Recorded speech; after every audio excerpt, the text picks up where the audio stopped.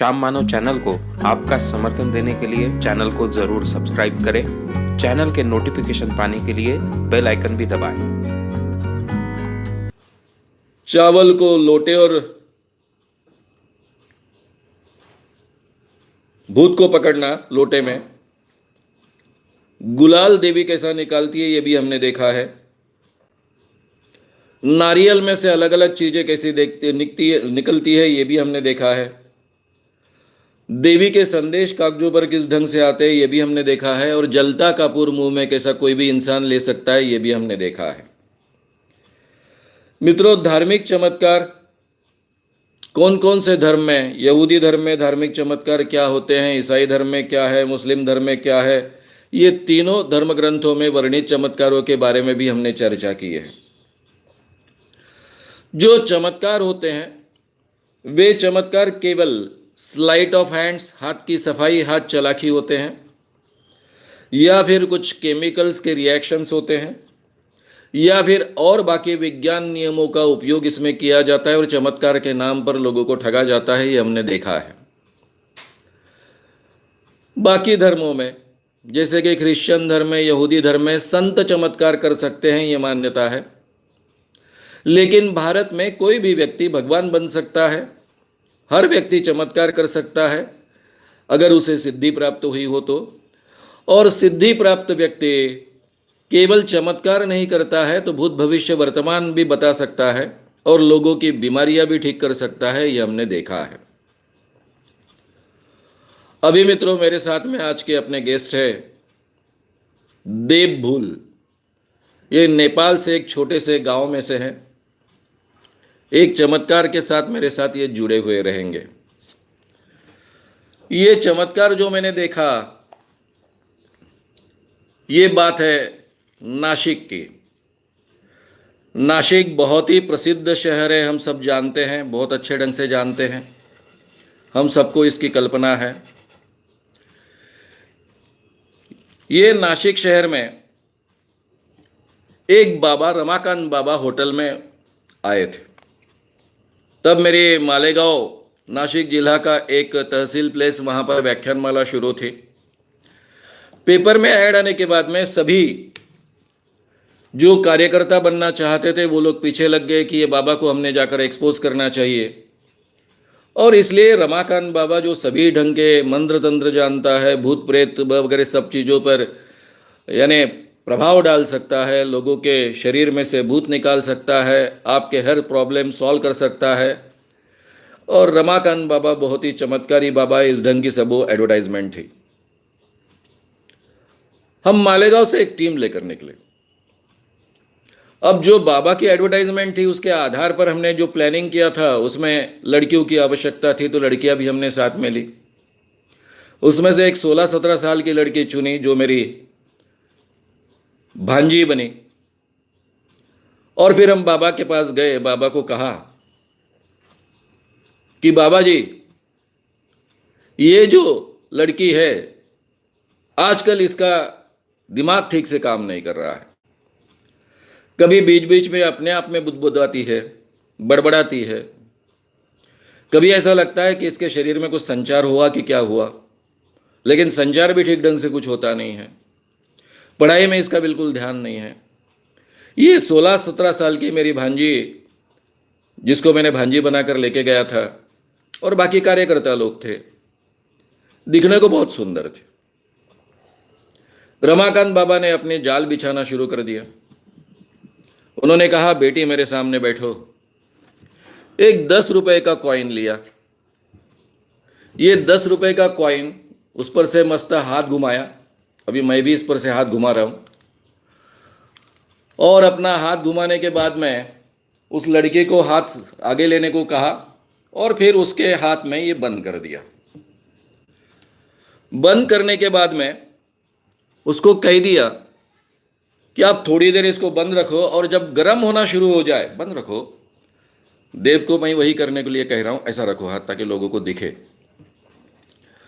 फिर देव ने हाथ ऐसा रखा है, उस ढंग से उसने हाथ रखा काफी समय तक।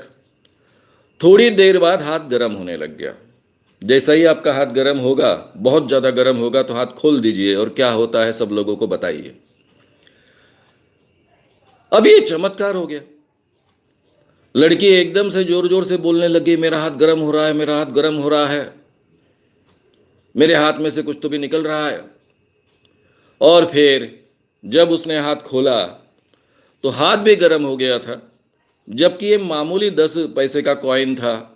उन दिनों में एल्यूमिनियम के कॉइन आते थे, 10 पैसा, 20 पैसा, 5 पैसा, और ये 10 पैसे के कॉइन से भभूति आना शुरू हो गई थी। अभी आपका हाथ खोल कर देखो, ये ठीक ढंग से देखेंगे आप इसको तो भभूति आना इसके शुरू हो गई है। थोड़ा आपको मैं बताता हूं, ये है, आपको भभूति दिखेगी, इस पर भभूति फैल रही है, कॉइन गर्म भी हो गया है। थोड़ी देर ऐसा ही रखो, लोगों को देखने दो। अब मित्रों, ये चमत्कार हुआ। ये चमत्कार मैंने व्याख्यानमाला में कर कर नहीं दिखाया था, तो नेचुरली बाकी भी सब कार्यकर्ता बहुत विचलित हुए, लड़की भी बहुत विचलित हुई। फिर हमने क्या कहा कि क्या उपाय है बाबा? तो बाबा ने कहा इस लड़की को 15 दिन मेरे साथ रखना होगा, अमावस्या के पहले 7 दिन, बाद में 7 दिन, ऐसे 15 दिन मेरे साथ में रखना होगा, तब उसका भूत मैं उतारूंगा, उसको भूत से मुक्ति दूंगा, क्योंकि उसके शरीर में भूत है, इसीलिए कॉइन गर्म हुआ है। रमाकांत बाबा नासिक के होटल में। फिर हम वहाँ से बाहर पड़े। खर्चा कितना आएगा उसने खर्चा भी बताया, बहुत ज़्यादा नहीं था, 1-1.5 हज़ार का था, लेकिन उन दिनों में 1-1.5 हज़ार ये बहुत बड़ी कीमत थी। 85-86 की बात है ये। फिर मैं पुलिस स्टेशन गया। अनायसा वहाँ के इंस्पेक्टर थे, तो मेरी नासिक में जो 3 दिन की व्याख्यानमाला थी वो ऑलरेडी उन्होंने सुनी थी, क्योंकि उनके एरिया में वो हुई थी। वो बहुत प्रभावित थे पहले से, वे एकदम से मदद करने के लिए तैयार हो गए। मैंने उनसे रिक्वेस्ट की कि आप कृपया मेरे साथ आइए, लेकिन मेरे साथ आते वक्त आप सामान्य कपड़ों में आइए। फिर हम उनको साथ में लेकर गए। फिर बाबा से मैंने बात की, बाबा से कहा कि मेरी कुछ बातें अधूरी रह गई थी, खर्चे के बारे में ठीक ढंग से अपनी बात नहीं हुई थी। अभी आपके पास 10-20 पैसे का कॉइन है क्या? तो उसी के बाजू में पड़ा हुआ 20 पैसे का कॉइन था, मैंने उठाया, फिर उसी ढंग से हाथ घुमाया, उसके हाथ में दे दिया, उसके भी हाथ से गर्म होने लग गया। हाथ खोला, बोला क्या बाबा ये क्या प्रकार है, तुम लोगों को कैसे ठगते हो? अब जो लड़की मेरी भांजी बनकर आई थी वो चिड़ी हुई थी, वो सब लोग पीछे खड़े ही थे, वो चिल्लाने लग गई, मेरे को 15 दिन काय के लिए रख रहा था, तू क्या कर रहा था? और फिर उस बाबा को, रमाकांत बाबा को, वहां पर अरेस्ट हुई। तो मित्रों, ये चमत्कार है, कॉइन में से भभूति निकलना। जो आप देव के हाथ में अभी देख रहे हो, आपको इस पर काफी भभूति आई ऐसा दिख रहा है, बड़े पैमाने पर दिख रहा है। ये क्या प्रकार है ये हम समझ लेंगे। उसी के साथ में एक बात मैं आपके सामने रखूंगा। ये जो है, इस पर भी भभूति निर्माण हुई है, और भी भभूति निर्माण होते रहेगी। जब वो बहुत ज्यादा अच्छे ढंग से आपको दिखना शुरू करेगी तब मैं आपको बताऊंगा। अभी देव जी आप जा सकते हो, धन्यवाद। नेपाल के एक छोटे से देहात से ये लड़का है। अभी मित्रों, ये भभूति आते रहेगी, मैं आपको बताऊंगा उसके बारे में। ये क्या प्रकार है? हमारे देश में इसके आधार पर कई जगह पर चमत्कार किए जाते हैं। सत्य साई बाबा बहुत ही फेमस बाबा है, आप सबको पता है, उनके बारे में मैंने आपके साथ में बात भी की है। उनके फोटो होते हैं, फोटो के फ्रेम से भभूति निकलना शुरू हो जाती है, और लोगों को ये सत्य साई बाबा की कृपा लगती है। ये जो प्लेट है, ये प्लेट में से भी भभूति आ रही है, ये कॉइन से भी भभूति आ रही है। कारण इस प्लेट में और कॉइन में दोनों में एल्यूमिनियम है। अभी जिसको हम जर्मन बर्तन बोलते हैं, हिंडालियन बर्तन बोलते हैं, एल्यूमिनियम बर्तन बोलते हैं, हिंडालियम हो, जर्मन हो, इन सभी बर्तनों में एल्यूमिनियम का कुछ हिस्सा होता है। ये जो मैंने अपने उंगलियों को लगाया था, आपको दिखेगा भी नहीं, इतना छोटा सा केमिकल होता है, उसका नाम होता है मर्क्यूरी क्लोराइड। ये मर्क्यूरी क्लोराइड नाम की चीज अगर एल्यूमिनियम के साथ में स्पर्श कर जाए और उसको थोड़ा सा मॉइस्चर मिल जाए तो उसकी रिएक्शन शुरू होती है, और ये रिएक्शन से जो निकलता है वो विभूति जैसा दिखता है, और लोगों को लगता है कि सही में इसमें से विभूति निर्माण हुई है। हालांकि ये विभूति नहीं है।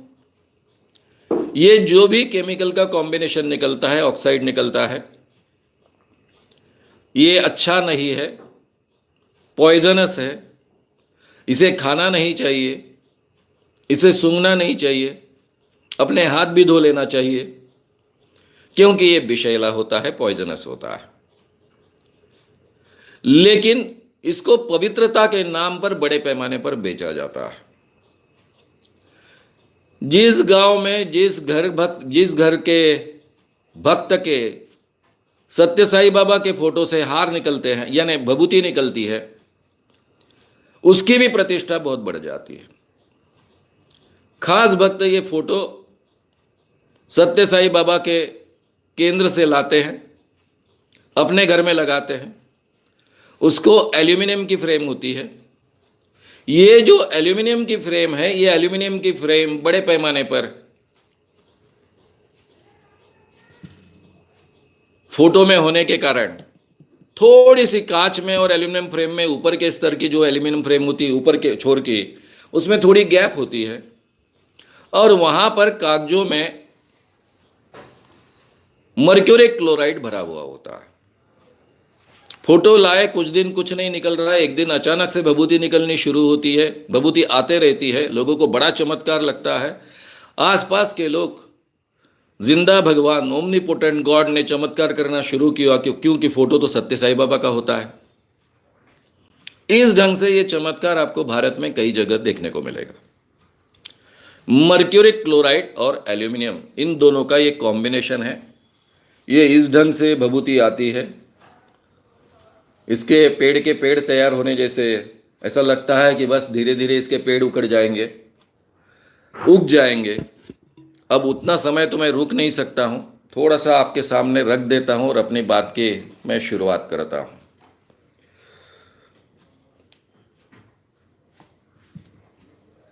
थोड़ा ऊंचा उठाना पड़ेगा इसको।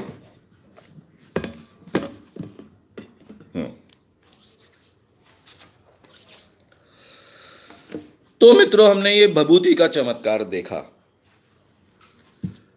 इससे भी बड़े चमत्कार आज हम देखने वाले हैं।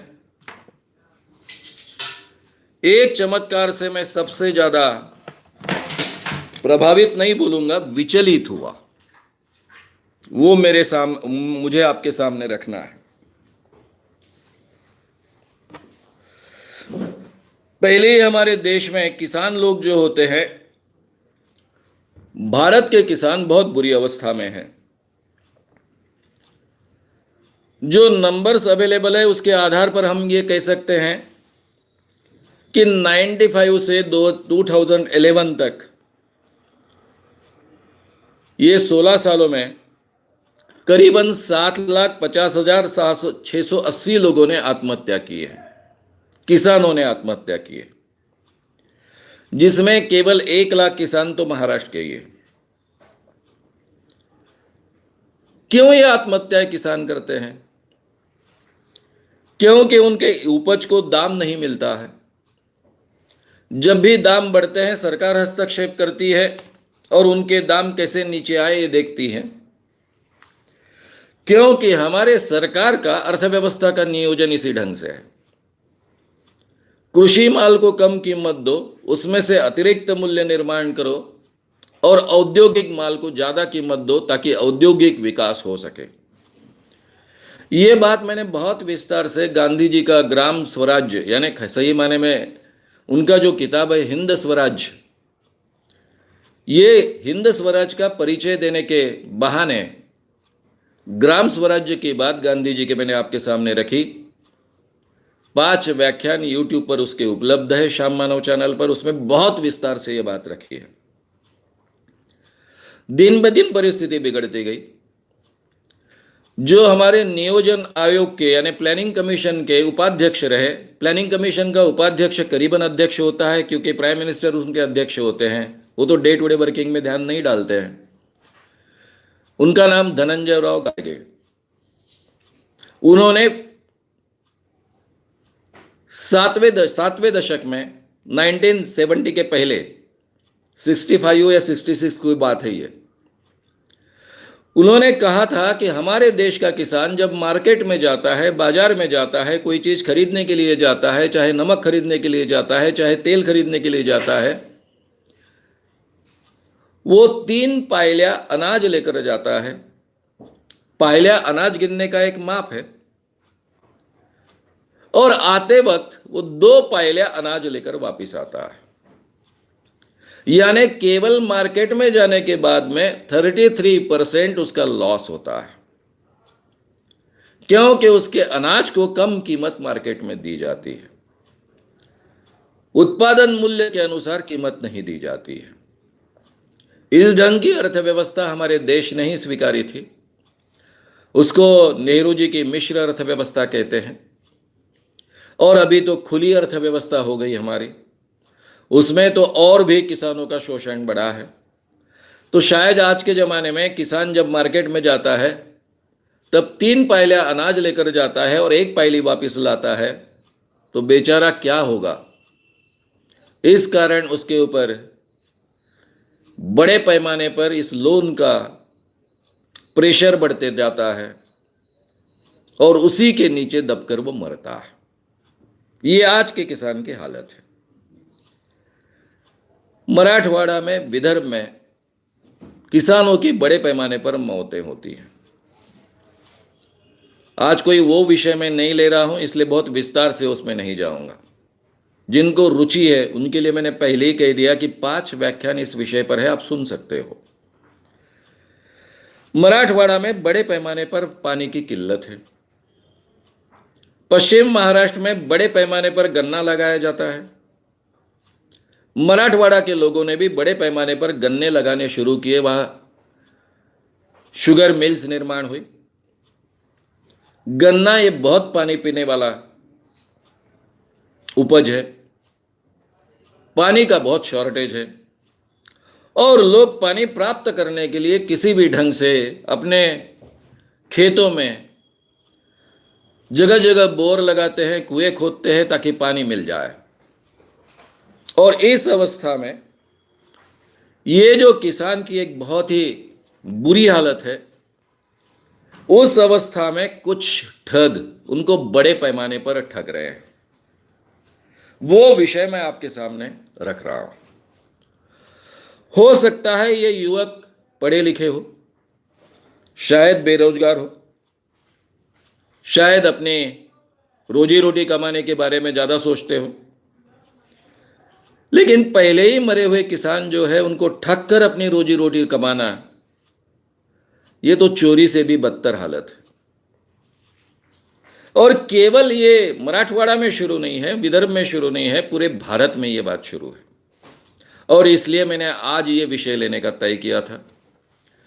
अभी ये जो आपके सामने बड़े पैमाने पर बबूती तैयार हुई, वो तो मैंने आपको बता दी।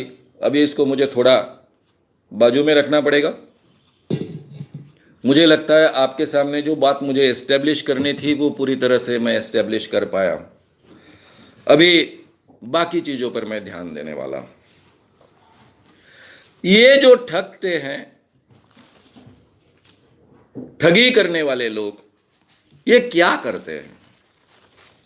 ये पहला काम करते हैं कि लोगों को पानी जमीन के अंदर कैसा ढूंढे, इनके टोटके सिखाते हैं।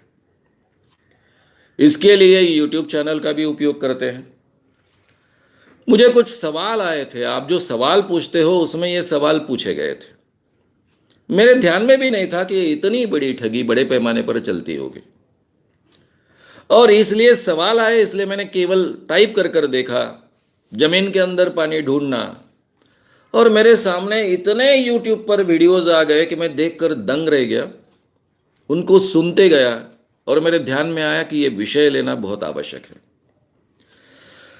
किस किस ढंग से पानी ढूंढा जाता है जमीन के अंदर का? नारियल के जरिए। नारियल के जरिए पानी ढूंढना यानी क्या? लोग आगे चलते हैं और जहां पानी होगा वहां नारियल खड़ा हो जाता है। अब ये नारियल कैसा खड़ा हो जाता है, क्यों खड़ा हो जाता है, इसके बारे में हम सोचेंगे, मैं आपको बताऊंगा भी। ये प्रकार क्या है मेरे लिए नया नहीं, केवल ये नारियल प्रकार नया है।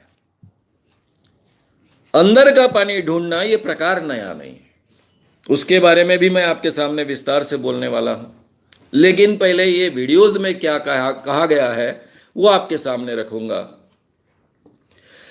ये जो ठगी करने वाले लोग हैं, जो चैनल्स चला रहे हैं, उसमें सबसे ऊपर है एग्रो-1 चैनल। हालांकि ये पुणे का सकाळ नाम का जो एक डेली है, उनका एग्रो-1 नाम का एक वीकली चलता था, डेली चलता था, अभी भी चलता है। उसके संपादक मेरे मित्र निशिकांत भालेराव थे काफी सालों तक। खेतीहरों के, किसानों को मदद करने के लिए ये न्यूज़पेपर चलता था, उसी नाम से ये एग्रो-1 नाम का चैनल है। सकाळ से इसका कोई संबंध दिखता नहीं है। इसके कई वीडियोस है, उसमें से कम 4 वीडियोस मैंने देखे हैं। कौन कौन से प्रकार से जमीन के अंदर का पानी ये लोग ढूंढते हैं?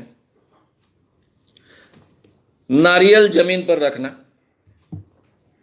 चाहे एक तवे के अंदर एक डिश के ऊपर ये नारियल रखना, उसके ऊपर एक को बिठा देना, बैठने के बाद में वो घूमने लगता है। तो जहां घूमने लगता है वहां पर पानी है। जमीन के अंदर नीचे 20 फीट, 30 फीट, 50 फीट अंदर पानी है। ये एक प्रकार। दूसरा, मैंने जैसा आपको बताया, हाथ में नारियल लेकर चल रहे हैं, खेत में चल रहे, जहां नारियल खड़ा हो जाता है वहां पर पानी है। अगर थोड़ा पानी है तो थोड़ा सा खड़ा होगा, और बहुत ज्यादा पानी है तो वहां पर पूरी तरह से खड़ा हो जाएगा। यह दूसरा प्रकार। नारियल हाथ में लेकर घूमना, जहां खड़ा हो जाएगा वहां पर स्रोत है पानी का, यह मानना। ये दोनों तरीके एक साथ भी उपयोग में लाए जाते हैं। एक व्यक्ति नारियल में बैठेगा, जहां घूमेगा वहां पानी है, और दूसरा व्यक्ति हाथ में नारियल लेकर घूमेगा, लेकिन दोनों का ब्लड ग्रुप एक चाहिए। ये उसके पीछे का साइंस। दोनों का अगर ब्लड ग्रुप एक रहेगा तो ही ये दोनों में कनेक्शन एस्टेब्लिश होगा और एग्जैक्ट जगह ढूंढी जाएगी। फिर 2 एल शेप के 2 रॉड्स लेकर पानी ढूंढा जाता है। अब ये मैंने 2 तार एक साथ जोड़ दी है, एक ही तार का होता है, जनरली तांबे का तार होता है। ये हाथ में इस ढंग से रखने का और इसको लेकर चलने का। चलते चलते जब ये डिफ्लेक्ट होता है बड़े पैमाने पर, तो डिफ्लेक्ट हो गया तो वहां पर पानी का स्रोत है, ये मानना। अब ये कल्पना ऐसी है कि हाथ को हमने कुछ नहीं करना है, केवल चलना है। चलते चलते ये अपने आप डिफ्लेक्ट होगा। जब डिफ्लेक्ट होगा तब सही माने में वहां पर पानी है, पानी का स्रोत है, ऐसा मानना। फिर वाई शेप की लकड़ी। ये जो वाई शेप की लकड़ी होती है, ये 2 प्रकार की होती है। ये लकड़ी, अब ये थोड़ी टेढ़ी टाढ़ी मिल गई, मुझे आपको केवल समझाना है, बताना है। ये लेकर चलना, जहां पर ये जमीन की ओर झुकेगी वहां पर पानी का स्रोत है। इसको डाइविंग कहा जाता है। तो ये डाइविंग रहा, ये उचलून घेईल।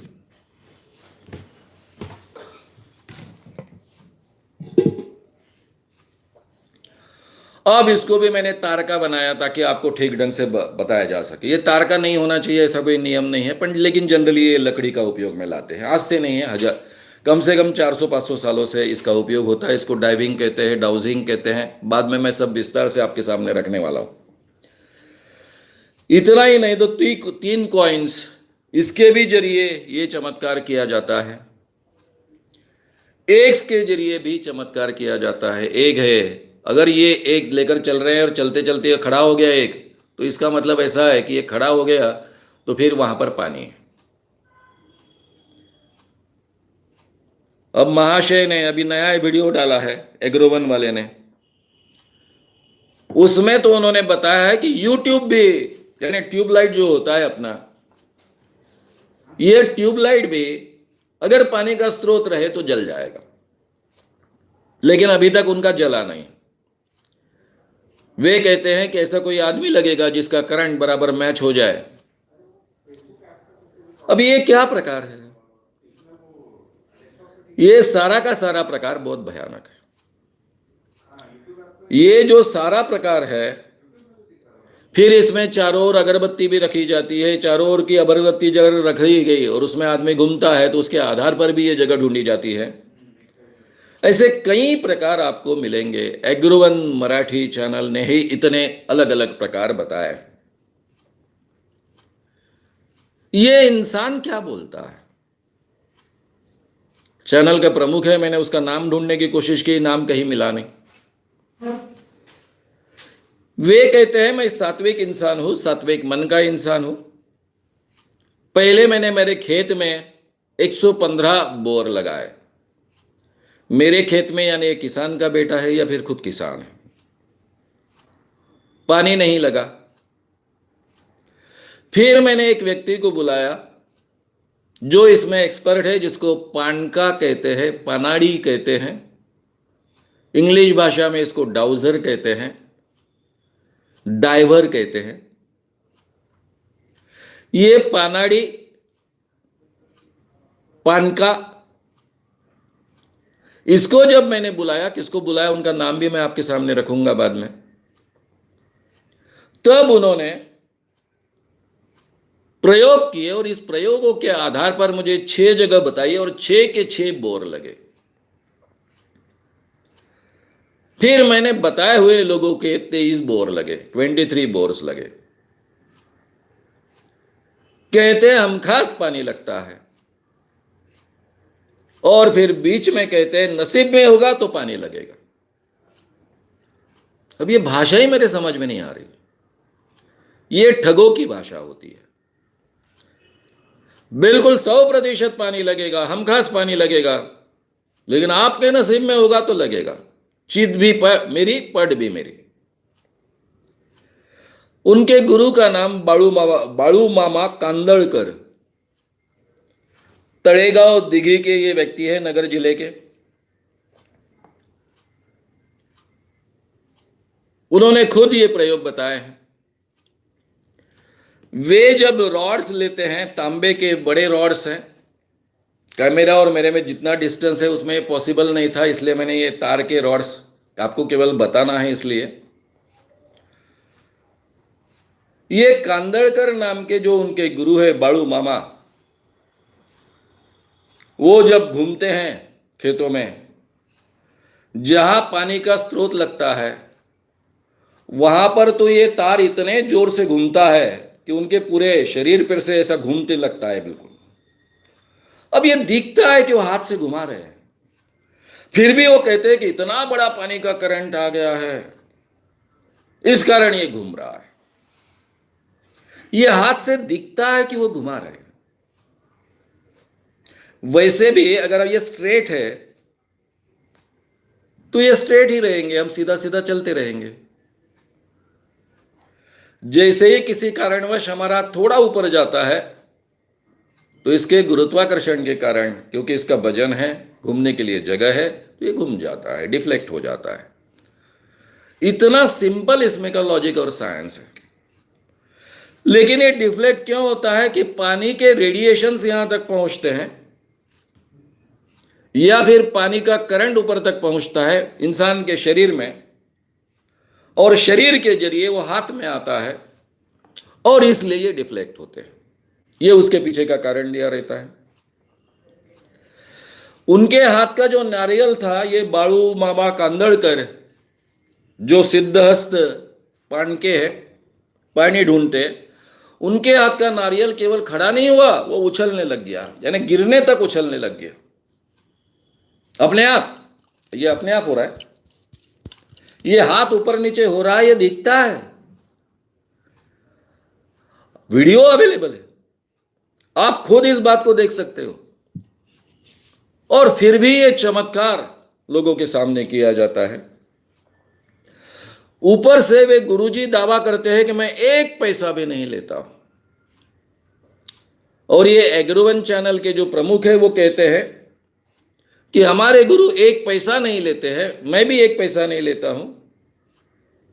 लेकिन बाद में वो आह्वान करते हैं लोगों को कि मेरे गुरु कार से आते हैं तो उनको आने जाने का खर्चा तो कम से कम हमने देना चाहिए, और पानी अगर लगा तो बिरोबा के मंदिर को दान देना चाहिए। और फिर गुरुजी कहते हैं कि मैंने करोड़ों का मंदिर में बना रहा हूं, करोड़ों रुपए ऑलरेडी उसमें इन्वेस्ट कर चुका हूं। अब मित्रों, ये क्या है? पानी लगा तो दान दीजिए, एक पैसा मैं नहीं लूंगा। आने जाने का खर्चा चाहिए, हम एक पैसा नहीं लेते, कार से आते हैं, बाद में इस ढंग से आह्वान किया जाता है। ये जो व्यक्ति है एग्रोवन, एग्रोवन नाम बहुत ही महाराष्ट्र में फेमस है सकाळ के कारण। सकाळ एक रिस्पेक्टेड डेली है। मैंने पहले ही कहा कि उसके संपादक एग्रोवन के मेरे मित्र शशिकांत भालेराव थे। खेतीहरों में, किसानों में एग्रोवन इस नाम के बारे में बहुत प्रेम है, आदर है।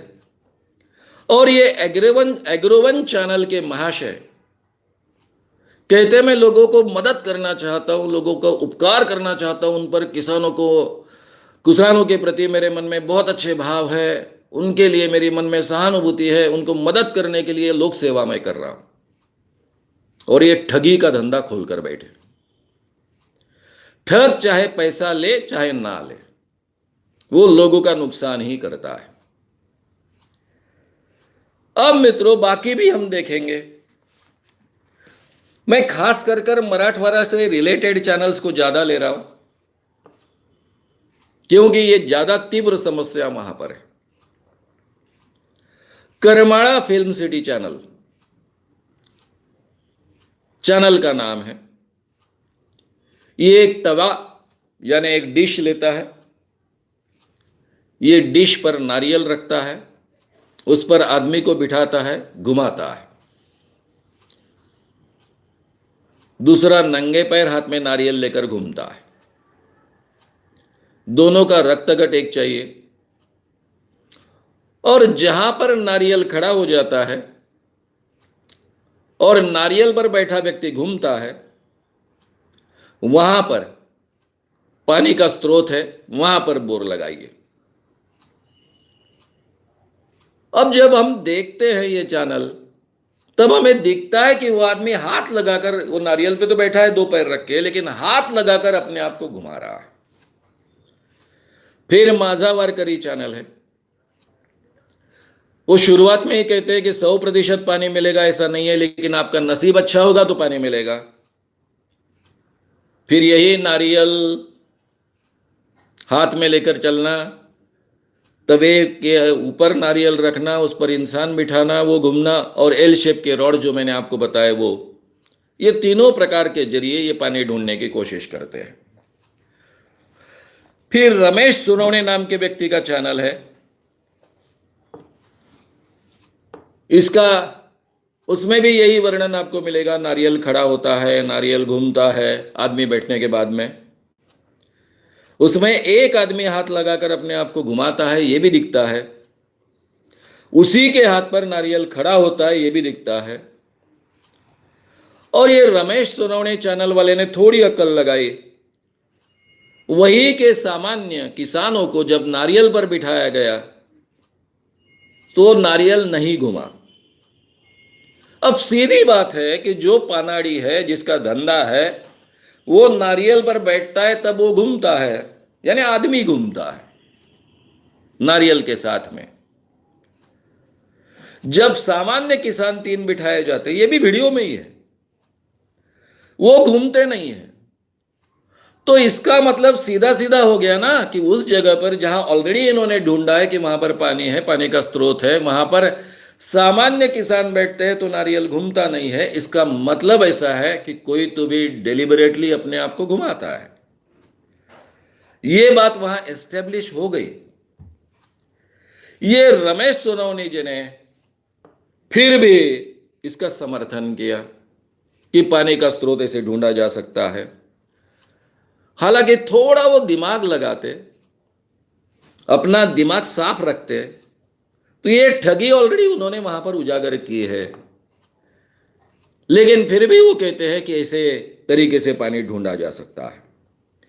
फिर गार्डन मास्टर है, शेती गुरुजी है, वाटर डाउजिंग पांडुरंग नाम का चैनल है, ऐसे कई चैनल्स हैं। मैं कितने के नाम लूं आपके सामने।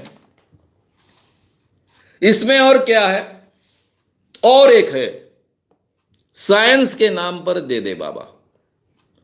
मुझे इस चीज का तो ज्यादा ही गुस्सा आता है। द बोटेनिस्ट चैनल है, नाम ही द बोटेनिस्ट है, वनस्पति शास्त्र। टोटका बता रहा हूं, शुरुआत करते हैं। अभी वनस्पति शास्त्र ये साइंस का हिस्सा है, बॉटनी ये विषय साइंस का हिस्सा है। चैनल का नाम बोटेनिस्ट है। फिर कहते हैं मैं टोटका बता रहा हूं, आपका बोर फेल नहीं होगा। अब साइंस में टोटके के लिए कहां जगह है। और ठगी का टोटका वो लोगों को बताते हैं। यही सब नारियल घूमना, नारियल हाथ में सीधा खड़ा होना। इससे भी और एक इंटरेस्टिंग नाम है, जीनियस साइंस। नाम जीनियस साइंस चैनल का। यहां इन्होंने अपना नाम दिया है, उनका नाम है MC शिरसाट। ये विज्ञान के शिक्षक है। लातूर के 2 बंदे उन्होंने वहां लाए हैं। एक है तुकाराम भोईने और दूसरे का नाम है कुछ राठौड़। ये पानाड़ी है, पानके है, डाउजर है। अपने खेत में वो लाए। इसमें का एक जो है तुकाराम भोईने, वो तो डायरेक्ट केवल आंखों से देखता है और उसको पता चलता है कि जमीन के अंदर चाहे कितने भी फुट अंदर हो, 50, 60, 100 फुट नीचे हो, पानी उनको दिखता है। दिव्य दृष्टि वाले कि जो देखते ही उनको अंदर का पानी दिखने लगता है। वो कहते हैं मैं आंखों से देखता हूं, केवल कितने फुट अंदर है ये नहीं बता सकता। जो दूसरे राठौड़ है वो इस ढंग के टोटके उपयोग में लाते हैं। नारियल जमीन पर रखा, उस पर बैठे, नारियल घुमा। फिर ये जो रॉड्स होते हैं, डाउजिंग रॉड यानी वाई शेप का रॉड, ये वाई शेप के रॉड के जरिए भी उन्होंने ढूंढा वहां पर पानी है। यानी ये अगर नीचे जाता है, जहां भी झुकता है, अभी हलेक के अलग अलग नियम होते हैं, चल रहे सीधा चल रहे, झुक गया नीचे, बस वहां पर पानी है, इस ढंग से। तो वो उसके जरिए भी कहते हैं कि वहां पर पानी है। स्पॉट उन्होंने फिक्स किया। अब विज्ञान शिक्षक क्या कहते हैं, शिरसाट जी, वे कहते हैं, उसको धमकी देते हैं राठौड़ को प्यारे शब्दों में, देख भाई यहां पर पानी नहीं लगा तो मैं पैसे वापस लूंगा, और जो खर्चा बोर को आएगा वो भी मैं लूंगा। फिर इसी वीडियो में वो कहते हैं कि मेरा इन बातों पर विश्वास नहीं है, लेकिन क्या करूं, मेरे पिताजी इन चीजों को मानते हैं, उनकी श्रद्धा है, उनके लिए मैं कर रहा हूं। अब मेरे सामने ये सवाल है कि मेरे पिताजी भी बहुत अंधविश्वासी थे, मैं आगे कहने ही वाला हूं। जब आपको पता है कि आपका विश्वास नहीं है तो ठीक है ना, पिताजी के लिए प्राइवेट में आप कीजिए। उसका वीडियो डालकर लोगों को ठगने में आप क्यों सहायक होते हो? किस लिए सहायक होते हो, उसके पीछे का कारण क्या है, ये मेरे समझ के बाहर की चीज है। इसलिए मैं इतना ही उनको आग्रह करूंगा कि आपके चैनल का नाम आप बदल दीजिए। इस चैनल का नाम ठगी साइंस ऐसा रखिए। थोड़ा सभ्य साइंस का नाम रखना है आपको तो सूडो साइंस रखिए। ये जीनियस साइंस नाम कृपया निकाल दीजिए। कम से कम साइंस का नाम बदनाम करने का आपको अधिकार नहीं। हालांकि आपने ये वीडियो नहीं डालना चाहिए था जब आपका खुद का विश्वास नहीं है।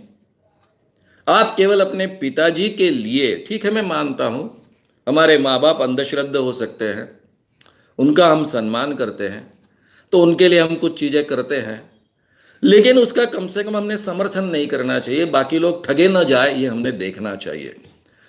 और ऐसे काफी वीडियोस है, ऐसे काफी चैनल्स है, उसके बारे में मैं आपसे बात करूंगा। तो मित्रों ये सब प्रकार क्या है, हिंदी में भी काफी चैनल्स है। यानी एक बार आप जमीन के अंदर का पानी टाइप करेंगे यूट्यूब पर तो आपको 50 एक तो भी वीडियोस की लिस्ट आ जाएगी। इतने बड़े पैमाने पर यह ठगी चलती है। अब मैं इसको ठगी क्यों कहता हूं यह भी आपके सामने पेश करूंगा। मुझे विस्तार से यह विषय आपके सामने रखना होगा। ये मेरा विषय रहा है। शुरुआत में ऐसे कई आह्वान मैंने अपने जीवन में लिए हैं। इसको पूरी दुनिया में पैरासाइकोलॉजी के क्षेत्र में, जिसको परामानस शास्त्र कहा जाता है, डाउजिंग कहते हैं, DOWSING, या फिर डाइविंग कहते हैं, DIVING। काफी अमेरिकन पैरासाइकोलॉजिस्ट इसको वाटर वॉचिंग कहते हैं, वाटर फाइंडिंग कहते हैं, अलग अलग नाम है। इन शॉर्ट जमीन के अंदर का पानी ढूंढना। मराठी में इसको पानाड़ी कहते हैं, पानके कहते हैं, ये भी नाम है। कम से कम 16वीं शताब्दी से ये प्रकार चल रहे हैं। इसके हमें प्रमाण मिलते हैं।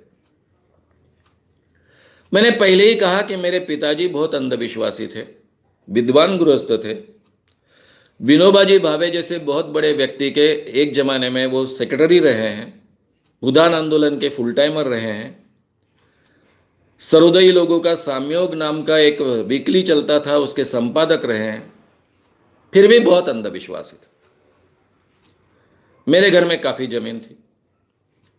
मेरे गांव के जमीन के खेतों में पानी का कोई प्रॉब्लम नहीं था।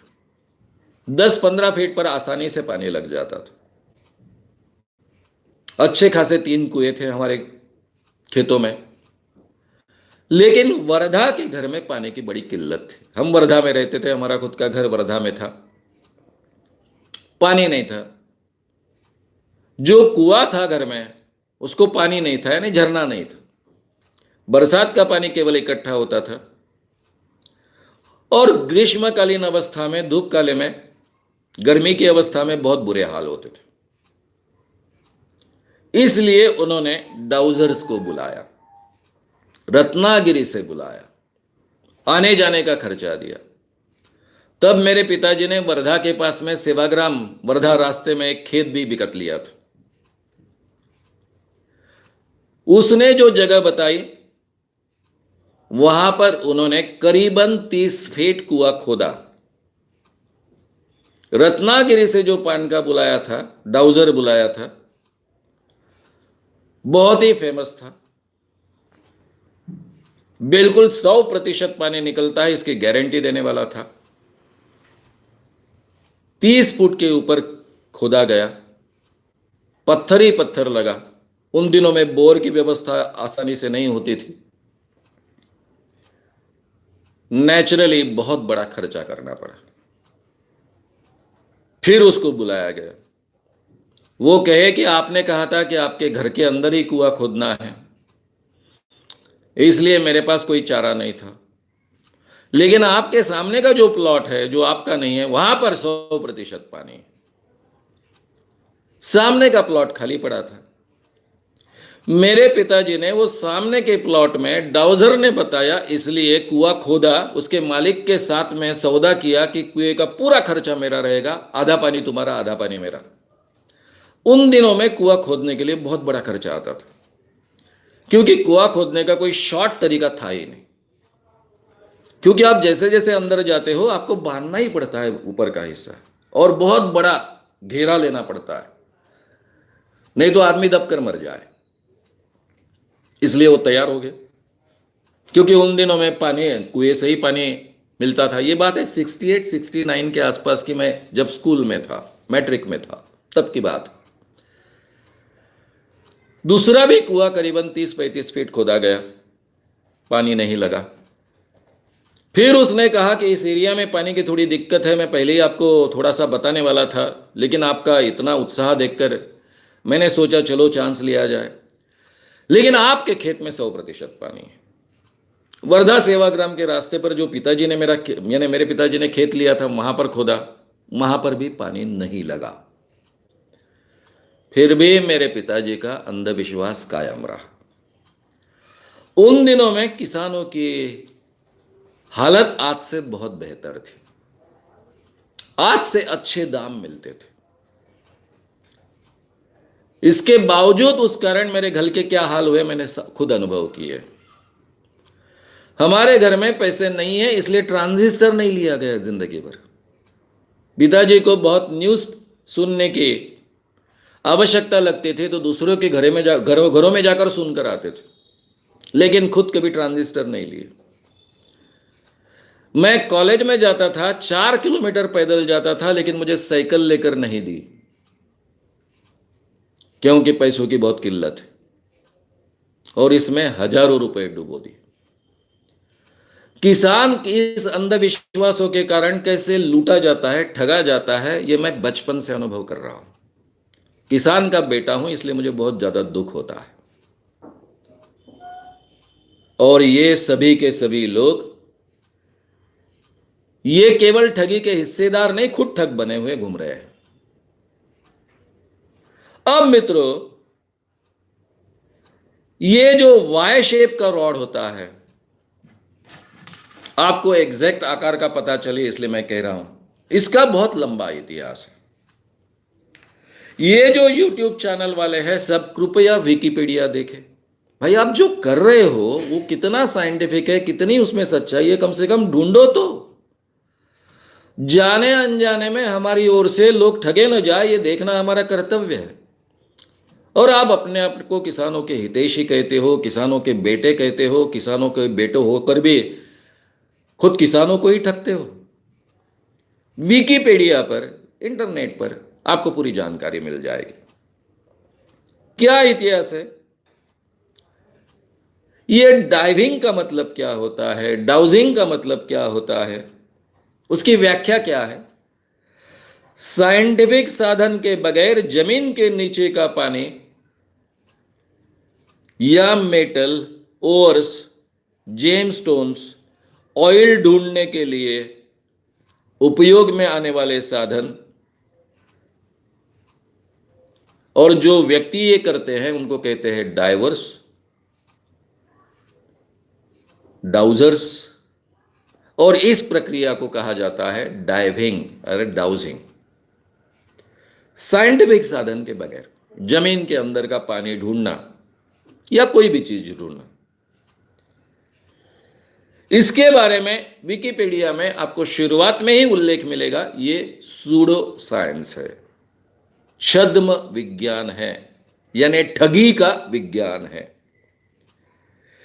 इसमें आज तक जितनी भी जानकारी प्राप्त करने की कोशिश की गई, जितने संशोधन हुए, उसमें रैंडम चांस के अलावा कोई तथ्य नहीं है, इसका कोई वैज्ञानिक प्रमाण नहीं है।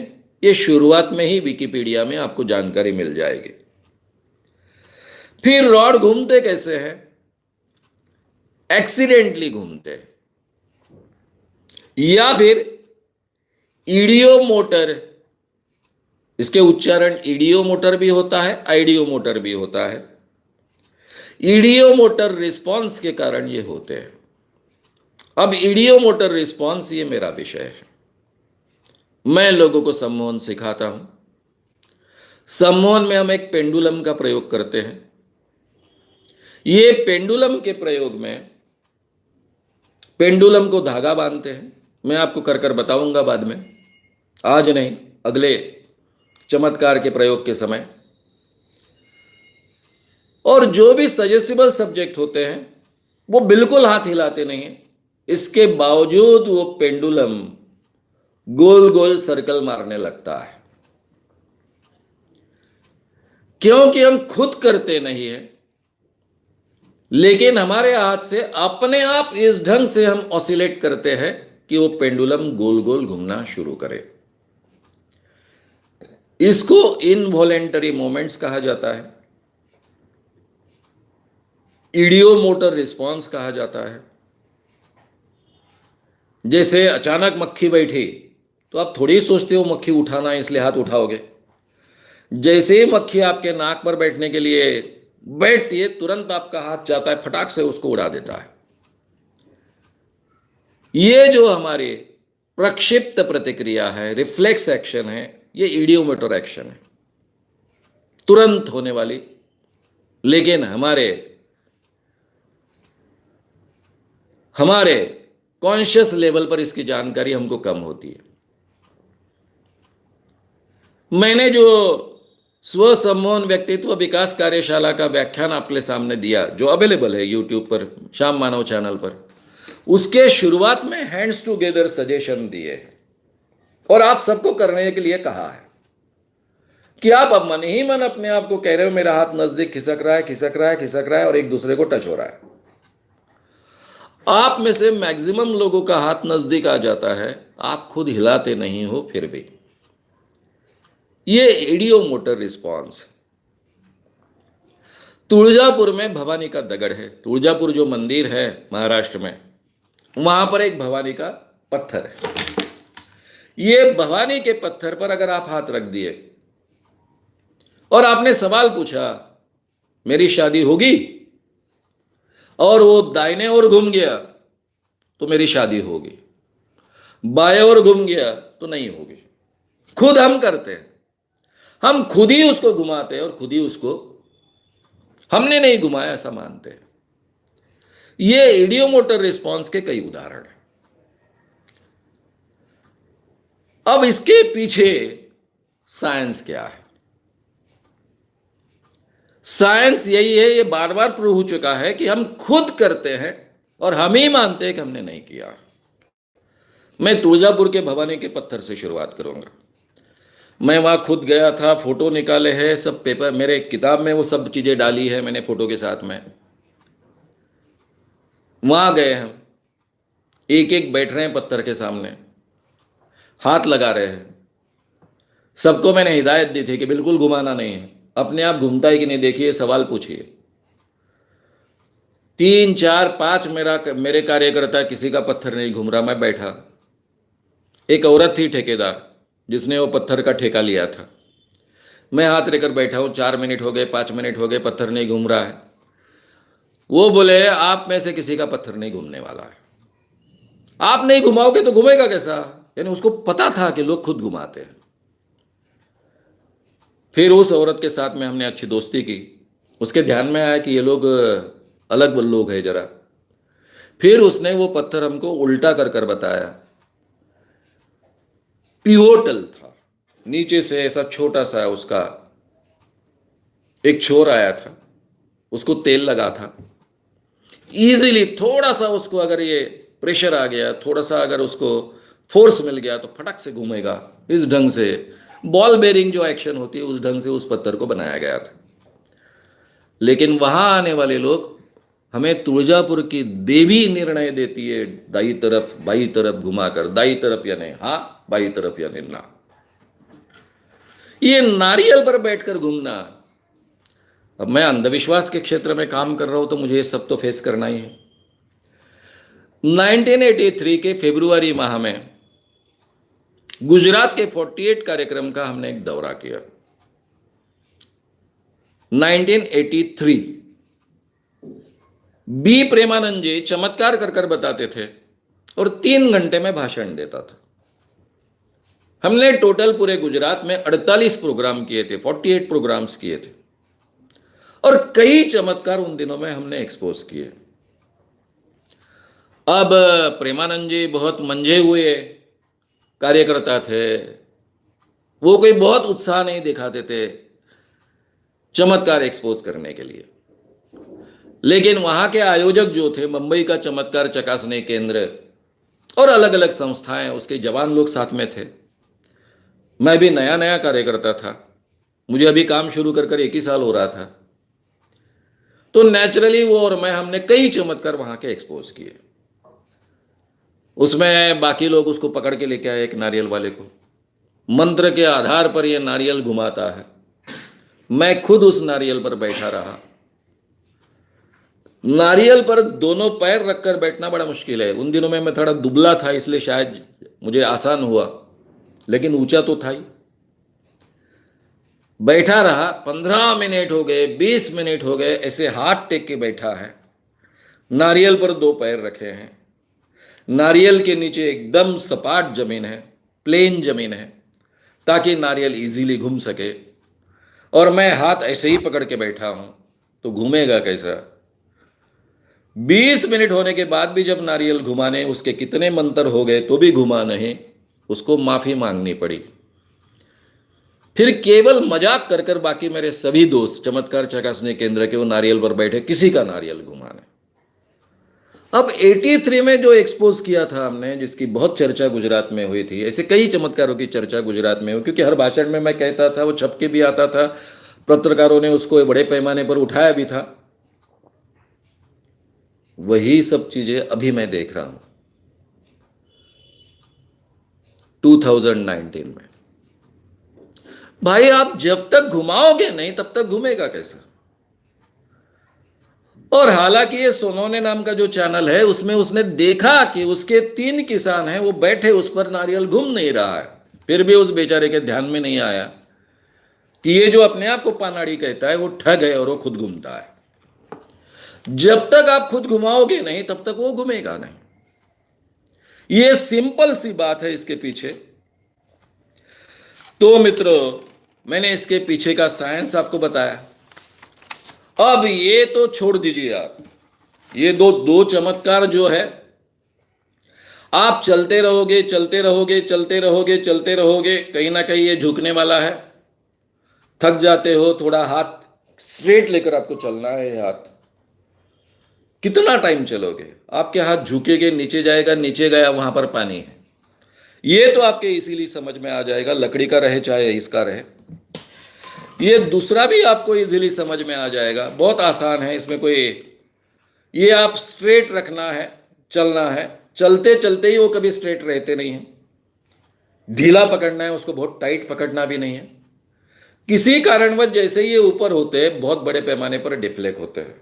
ये जो बाळू मामा कांदड़कर, इन्होंने ऐसे ऐसे घुमाया, ऐसे घूमते नहीं है अपने आप, ये तो अपन घुमाते हैं सीधा सीधा। ये ठगी है, जाहिर ठगी है। मैं जाहिर तरीके से कह रहा हूं कि ये ठगी है। मैं केवल कहता नहीं हूं, उसके साथ में 25 लाख रुपए का प्राइज होता है। जो भी ये सिद्ध कर दे कि ये ठगी नहीं है, ये सही में चमत्कार है, सीधा सीधा 25 लाख रुपए का मेरे संगठन का उसको प्राइज मिलेगा। वो तो बात मैं आगे कहने ही वाला हूं। 16वीं शताब्दी में इसकी शुरुआत जर्मनी में हुई दिखती है। ये एल शेप और वाई शेप के रॉड्स, इसकी परंपरा रही है, इसलिए मैं पहले वो बात खत्म कर देता हूं। 1568 में स्पेन की सेंट टेरेसा, ये नाम नहीं है, संत टेरेसा, फेमस संत में शुरू हुई बाद में। उनके अपने अनुभव है। उनको कॉन्वेंट के लिए एक बहुत बड़ी बिल्डिंग जगह मिल गई, लेकिन वहां पर पानी नहीं था। कॉन्वेंट यानी जहां पर ब्रह्मचारी स्त्रियां रहती है, उसको कॉन्वेंट कहते हैं। लेकिन वहां पर पानी नहीं था। फ्रायर एंटोनियो नाम का एक इंसान वहां पर आया। उसने वाई शेप की लकड़ी ली, इसको ट्विक कहते हैं। और ये लकड़ी एक जगह हिली, झुक गई, हिल गई। फिर उसने कहा या खोदो पानी मिलेगा, और सेंट टेरेसा ने वहां कुआं खुदवाया और उसको पानी लगा। यह अनुभव सेंट टेरेसा ने लिख कर रखा है, 1568 की ये बात है। अब ये जो प्रकार है, डाउजिंग है, डाइवर्स है, इन कई लोगों को हमने आह्वान दिया। आज तक कोई भी डाइवर और डाउजर हमारे संगठन के आह्वान के आगे टिक नहीं पाया। लेकिन इसके संशोधन क्या हुए, 20वीं शताब्दी में इसके काफी रिसर्चेस हुए। ये सब आप विकिपीडिया पर पढ़ सकते हो। जो ये चैनल चलाने वाले हैं, पानी के अंदर का, जमीन के अंदर का पानी ढूंढने वाले, उन सभी ने ये विकिपीडिया पढ़े। जॉन वॉल्टर ग्रेगरी नाम के जियोलॉजिस्ट थे, जियोलॉजिस्ट यानी भूगर्भ शास्त्री। उन्होंने काफी डाउजर्स के जरिए परीक्षण किए। उनके निष्कर्ष रहे, results were matter of chance. केवल चांस के नियम के अनुसार ही रिजल्ट्स मिले। ये चांस के रिजल्ट क्या होते हैं, मैंने कई बार मेरे व्याख्यानों में समझाया है। लेकिन हो सकता है कि आज आप पहली बार ये व्याख्यान सुन रहे हो। एक स्त्री है, गर्भवती है, मैं नहीं जानता हूं कि उसको लड़का होगा या लड़की होगी। अगर मैंने प्रेडिक्ट किया कि इस स्त्री को लड़का होगा, तो शायद उसको लड़का होगा या लड़की होगी। 50-50% चांसेस है। मैंने अगर 100 स्त्रियों का प्रेडिक्शन किया कि आपको लड़का होगा, गर्भवती स्त्रियों का, तो मेरे प्रेडिक्शंस कितने सही हो सकते हैं। मैंने 100 के 100 स्त्रियों को कह दिया कि तुमको लड़का ही होगा। तो नेचर के नियम के अनुसार इसमें 2 चांसेस है, इसलिए 50-50% चांसेस है। कम से कम 50% स्त्रियों को लड़का होगा। जिस स्त्री को लड़का होता है उसको 50% लड़का नहीं होता है, उसको 100% लड़का होता है। और इसलिए उसके लिए यह 100% सही प्रेडिक्शन तय होता है। वो चिल्लाती है कि ये अमुक अमुक बाबा ने कहा, ज्योतिषी ने कहा, 100% सच हुआ। ये 50% स्त्रियां इतना चिल्लाती है कि उसके आधार पर यह पूरे दुनिया में फैल जाता है कि ये प्रेडिक्शन सही होते हैं। लेकिन 50 स्त्रियों को लड़की होती है, वो चुप बैठती है। वो दूसरे डाइवर के पास जाती है, दूसरे डाउजर के पास जाती है, दूसरे पनाड़ी के पास जाती है, यानी दूसरे बाबा के पास जाती है। लेकिन जिनको सक्सेस मिलती है वो चिल्लाते रहते हैं। 100 नंबर में ये 50-50 ही होगा इसकी गारंटी नहीं है। मिनिमम 30% सच हो सकता है, मैक्सिमम 70% सच हो सकता है। 100 नंबर इतना छोटा नंबर है कि इसमें इतना फ्लक्चुएशन होता है। आप करोड़ ले गए, करोड़ प्रेडिक्शन में यह फ्लक्चुएशन बहुत कम मिलेगा। करीब करीब दोनों तरफ 50 लाख आ जाएंगे। इसलिए कम अगर रहेगा नंबर तो उसमें फ्लक्चुएशन बढ़ने की गुंजाइश है। और आसान कर दूं, मेरे जमाने में स्कूलों में सवाल पूछे जाते थे, हां या ना टिक मार करो। 2 ही चॉइस रहते थे, हां या ना। गाय को 4 पैर होते हैं, हां या ना टिक मार करो। घोड़े को 2 सींग होते हैं, हां या ना टिक मार करो। अब मैंने अगर अभ्यास नहीं किया है तो मुझे एक भी सवाल का जवाब नहीं आता है। लेकिन मैंने आंख मूंद कर सारे के सारे सवाल हा टिक मार किए, या फिर सारे के सारे सवाल ना टिक मार किए, तो पॉसिबिलिटी है कि मुझे एक भी सवाल का जवाब ना आते हुए मेरे सवालों के जवाब 30% से 70% सच रहेंगे, क्योंकि 100 सवालों के मुझे जवाब देने हैं। इसलिए कहते हैं इसको लॉ ऑफ प्रोबेबिलिटी। ये लॉ प्रोबेबिलिटी कितनी है? 30% से 70%। इसको कहते हैं चांस फैक्टर। यानी मुझे एक भी सवाल का जवाब मालूम नहीं है, लेकिन यहां पर केवल 2 चांसेस है, हाँ या ना। इसलिए 100 अगर सवाल है तो मैं 30% से 70% मार्क्स प्राप्त कर सकता हूं। इसको कहते हैं चांस फैक्टर, इसको कहते हैं लॉ प्रोबेबिलिटी, इसको कहते हैं, अलग अलग नाम है, शक्यतेचा नियम। इसको संस्कृत में कहते हैं काकतालीय न्याय।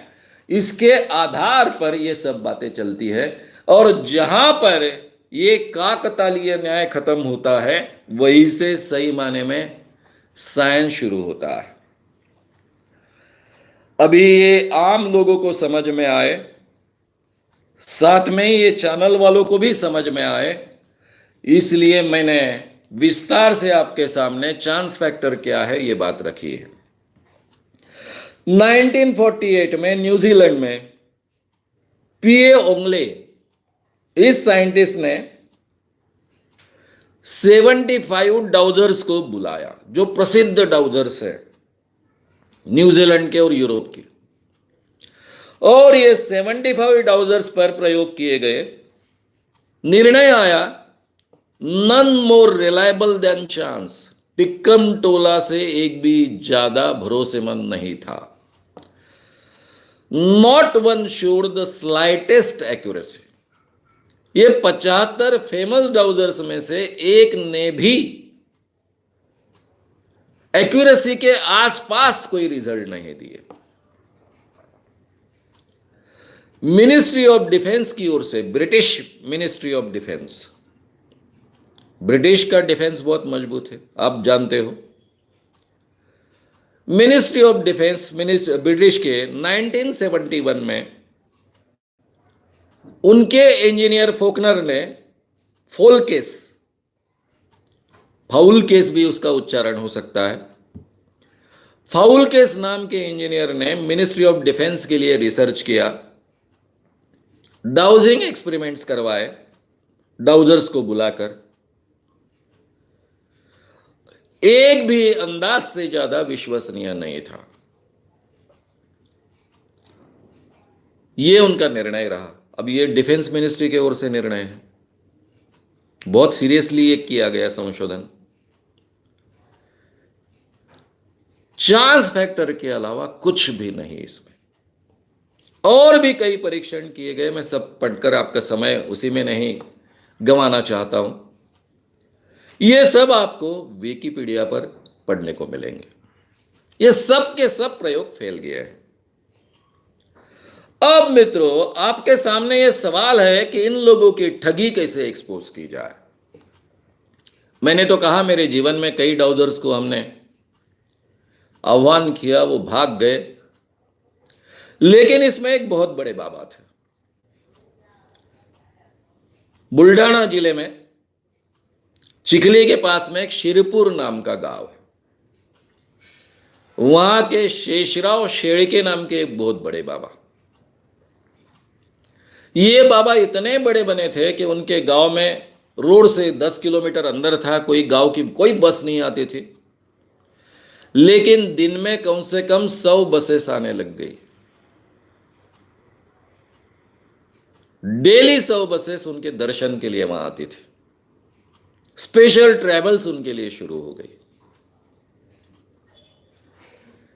नासिक में छगनजी भुजबळ, तब शायद उप मुख्यमंत्री थे महाराष्ट्र के वे, ये बाबा लोगों की दारू छुड़वाते थे, नशा छुड़वाते थे। इसलिए उन्होंने वहां पर उनका एक सम्मेलन आयोजित किया था, दर्शन सोहळा आयोजित किया था, दारू छुड़ाओ दर्शन सोहळा। उसके लिए नासिक शहर में 1 लाख लोगों से ज्यादा लोग आए थे। इतना बड़ा ये बाबा। मैं मेरे एक किसी काम से बुल्ढाना में गया और मेरे पीछे इनका एक्सपोजर लग गया।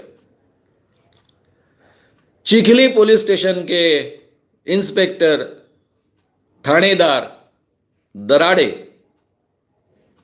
वो कहे कि मानव साहब आप यहाँ आए हैं, बुल्ढाना डिस्ट्रिक्ट में आए हो, सब लोगों की अपेक्षा है कि ये जो महाराज है शेषराव शेड़के महाराज, जिसको शंकर महाराज भी कुछ लोग बुलाते हैं क्योंकि शंकर भगवान के वो भक्त है, उन पर शंकर भगवान प्रसन्न है, इनको आप एक्सपोज क्यों नहीं करते? मैंने कहा ठीक है, आप उनके साथ में मेरी मुलाकात अरेंज करो। शेषराव महाराज के साथ में मेरी मुलाकात अरेंज हुई। मैं इन्वेस्टिगेटिव जर्नलिस्ट हूं, ट्रेंड हूं, मेरी उनके साथ में सब टेप रिकॉर्डेड है। मुलाकात हुई, इंटरव्यू हुआ। अब मैं बहुत अच्छे ढंग से सामने के व्यक्ति से बातें बाहर निकलवाता हूं। पहले 10-15 मिनट में उनका विश्वास हो गया। वो बोले मैंने आपके बारे में इतना सुना था कि आप बहुत भयानक आदमी हो, आप तो बहुत सादे सूदे हो, बहुत अच्छे व्यक्ति हो। मैंने कहा ये तो है ही, मैं अच्छा ही व्यक्ति हूं, बहुत भयानक वगैरह नहीं हूं। धीरे धीरे मैं उसको बराबर अटकाते गया और उससे 2 आह्वान मैंने कबूल करवा लिए। एक तो झेंडू के फूल देकर बच्चे पैदा करवाता था। अब ये आह्वान तो स्वीकारा नहीं जा सकता। कौन 9 महीने रुकेगा, कितने औरतों को, और फिर मैं तब तक क्या कहूँगा कि अपने पति के साथ में संबंध मत रखो क्योंकि झेंडू के फूलों से बच्चे होते हैं आपको। शराब छुड़वाता, इसका तो मैंने पहले ही अभिनंदन कर दिया था। मैं खुद अपने जीवन में शराब नहीं पीता हूँ।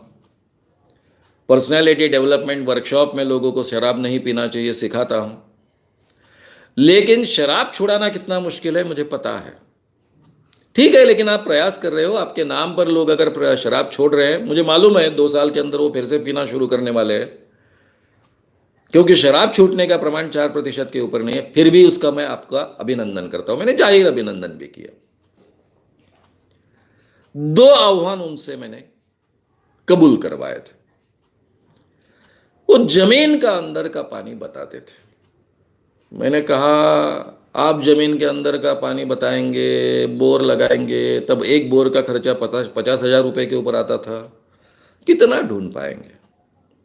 तो आपको पानी कैसा पता चलता है? बोले वो रहस्य मैं आपको नहीं बताऊंगा। मैंने कहा थोड़ा सा पानी रहा, 2-4 लीटर 5 लीटर, तो भी आपको पता चलता है क्या? हाँ पता चलता है। कितने गहराई के अंदर का पता चलता है? बोले कुछ नहीं, कहीं भी पानी हो तो मुझे पता चलता है। मैंने कहा 2 फीट के अंदर पानी रहा तो आपको पता चलेगा? हाँ अच्छा पता चलेगा।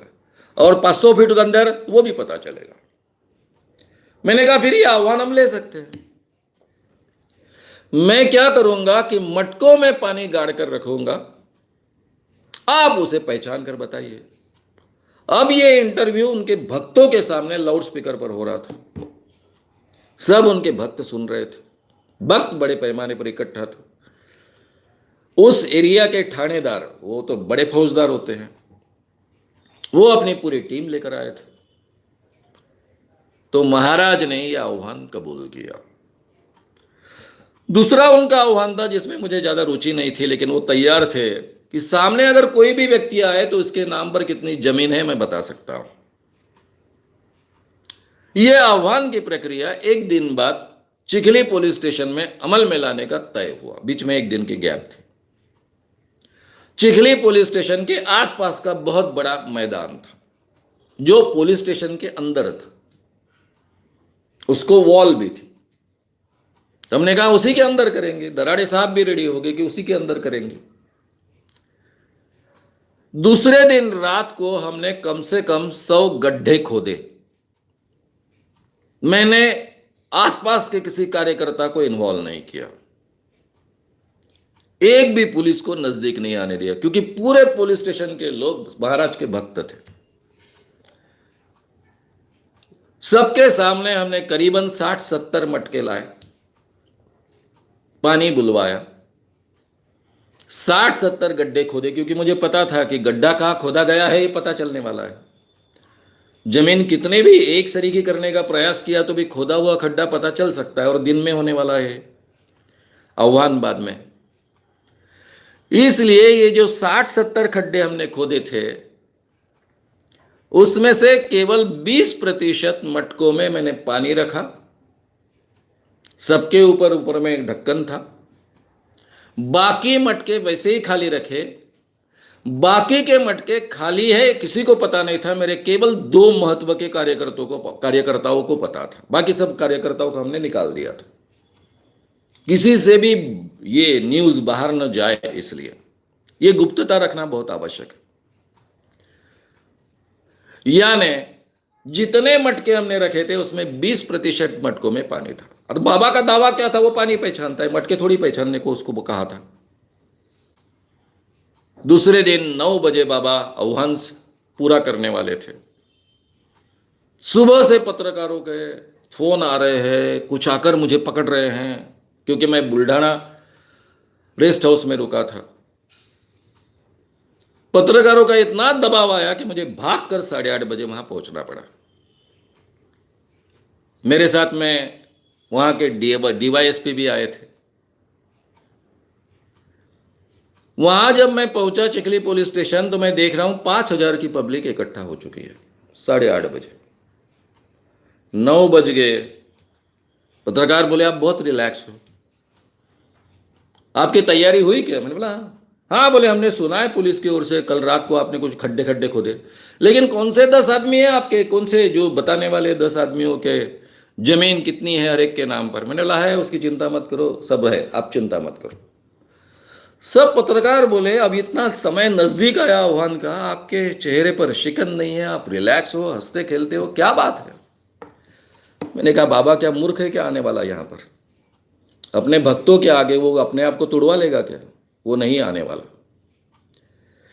दराड़े साहब का जीप लेकर वहां पर हाजिर थे सुबह से उनको लेने के लिए।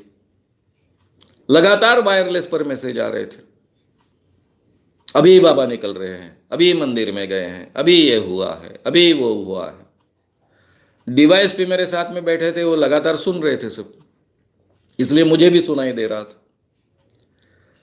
11:30 बजे के दरमियान सब लोग बड़े पैमाने पर अस्वस्थ हो रहे हैं। करीबन अभी 5,000 के 7,000 बन गए हैं। पत्रकार सभी 2 जिलों से 3 जिलों से आ चुके हैं। और 11:30 बजे मैसेज आया कि शंकर भगवान जी के मंदिर में बाबा गए थे, शेर के बाबा। उनको शंकर भगवान जी ने कहा है कि ऐसे फालतू आह्वान हम स्वीकारते नहीं है।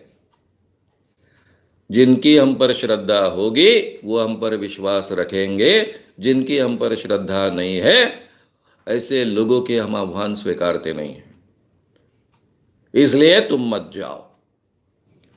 शंकर भगवान जी मुझसे बात की और उन्होंने कहा मत जाओ, इसलिए मैं नहीं आने वाला।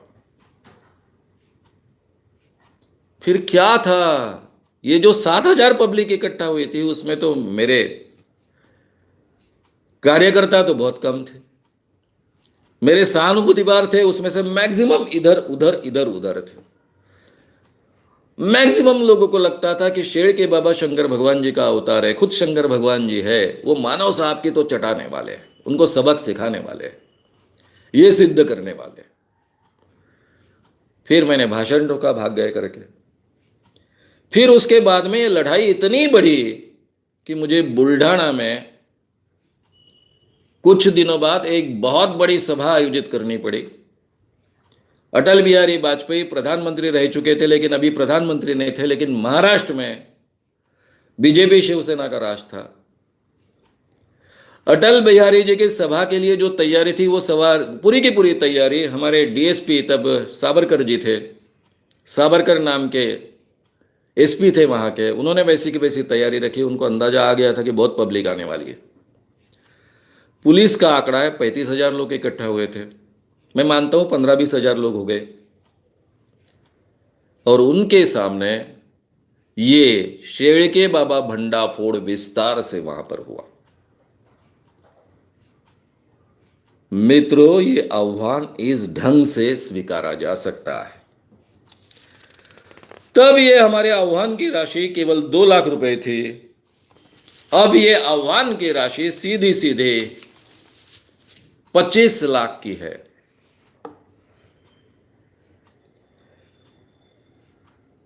अब बाबा तो भाग गया, मैंने भाषण भी ठोक दिया। आगे 35,000 लोगों के सामने सभा हुई। मेरे जीवन की जो कुछ बड़ी सभाएं हैं उसमें से एक थी, और उसके बाद में ये बाबा पूरी तरह से खत्म हो गया। उसको कोई मॉरली बचा नहीं। उसके बाद में भगोड़ा कर कर सिद्ध हो गया और बाद में वो मर भी गया। अब मेरी सलाह है आपको, जो सुन रहे हैं उन सब लोगों को, जब भी आप इन पानाड़ियों को बुलाओगे तो सबसे पहले, या फिर जो भी लोग ये जो YouTube चैनल पर प्रसिद्धि कर रहे हैं ना, उन सबको आप आड़े हाथों लो। मेरे संगठन का सीधा सीधा 25 लाख रुपए का प्राइस है। आपको पानी के रेडिएशन मिलते हैं ना, करंट मिलता है ना, आइए हम मटकों में पानी रखेंगे, जमीन में गाड़ेंगे। आप अगर 90% भी करेक्ट बता दे तो आपको 25 लाख रुपए का प्राइज मिलेगा। आप कितने बता पाओगे स्पॉट, वो पहले तय करेंगे। नहीं तो ये ठगी बंद करो। मैं आह्वान करता हूं कि जो भी किसान है या फिर जो जागरूक युवक है, उन्होंने इन पानकों को, पनाड़ियों को, ये चैनल्स वालों को आह्वान दो, मटके गाड़ो। और ये सही माने में पहचानते हैं कि नहीं, वो स्पॉट फिक निकालते हैं कि नहीं, देखो।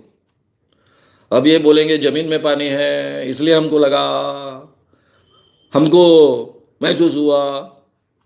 तो ऐसी जगह चुनो कि जहां पानी होने की गुंजाइश नहीं है, ताकि उसके लिए भी डाउट ना बचे। ये क्या होता है मित्रों,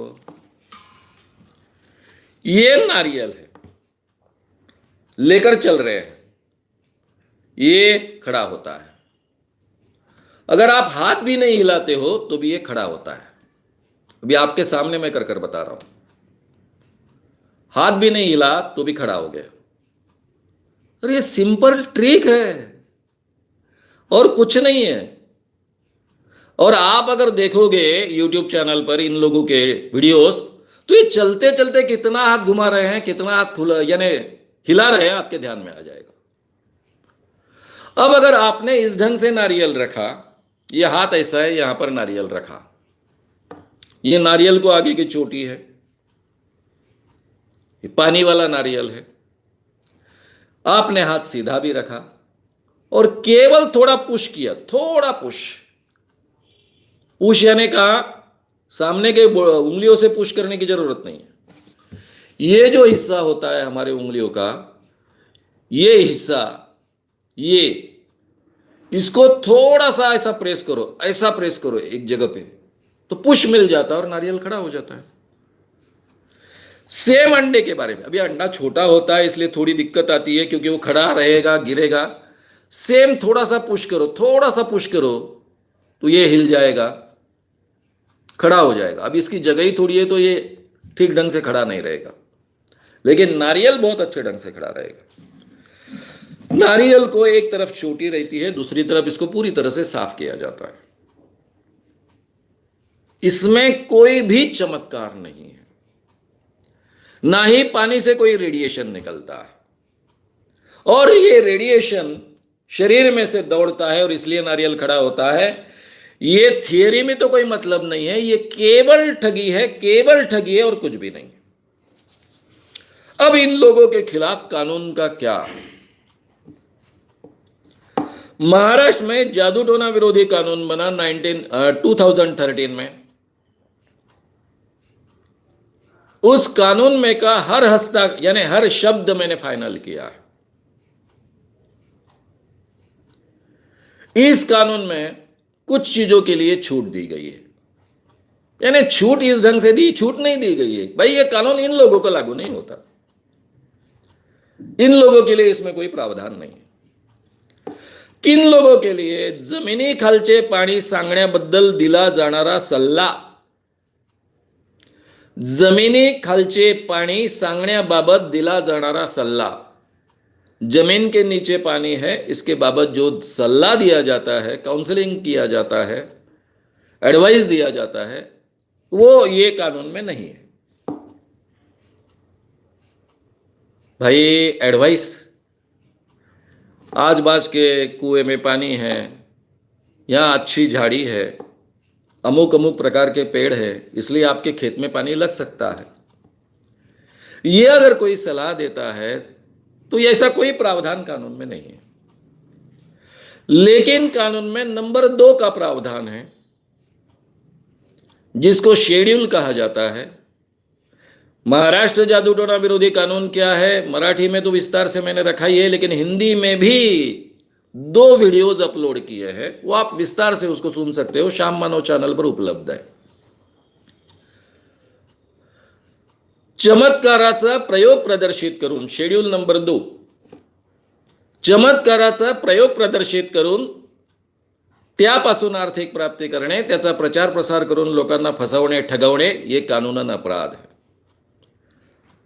चमत्कार प्रात्यक्षिक कर कर उससे अर्थ प्राप्ति करना, लोगों को ठगना, उसका प्रचार प्रसार करना, ये कानूनन अपराध है। जादू टोना विरोधी कानून के तहत ये सभी यूट्यूब चैनल्स पर ये जो बता रहे हैं ना, नारियल से पानी ढूंढो, ये डाउजिंग के लकड़ी से पानी ढूंढो, वाई शेप के एल आकार के इससे पानी ढूंढो, अंडे से पानी ढूंढो, ये सभी के सभी लोग महाराष्ट्र जादू टोना विरोधी कानून के तहत गुनहगार बनते हैं। इनको ये कानून लागू होता है। ये पानी का सलाह नहीं हुआ, आप चमत्कार का प्रयोग कर रहे हो। ये नारियल अपने आप हिलता है ना, पानी अंदर होता है उसके करंट के कारण, तो ये चमत्कार हुआ ना, तो सीधा सीधा ये कानून लागू होता है। आप पैसे लो ना लो, लेकिन आप इसका प्रचार प्रसार कर रहे हो, तो इसको भी इक्वली ये कानून लागू होता है। और ये कानून लागू होने के बाद एफआईआर पुलिस को कंपलसरी दर्ज करना होता है। जादू टोना विरोधी कानून का प्रचार प्रसार समिति का मैं सह अध्यक्ष हूं। अध्यक्ष इसके कैबिनेट मिनिस्टर होते हैं, अभी भी हूं। आप सीधा सीधा पुलिस में केस दर्ज कीजिए। अगर वहां के इंस्पेक्टर केस दर्ज करने के लिए तैयार नहीं है तो मुझसे फोन कीजिए,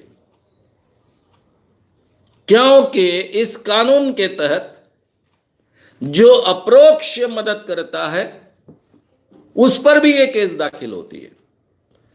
यानी कल जाकर वो इंस्पेक्टर भी ये केस दाखिल हो सकती है कि उसने जाने अनजाने में इन ठगी को सहायता की है।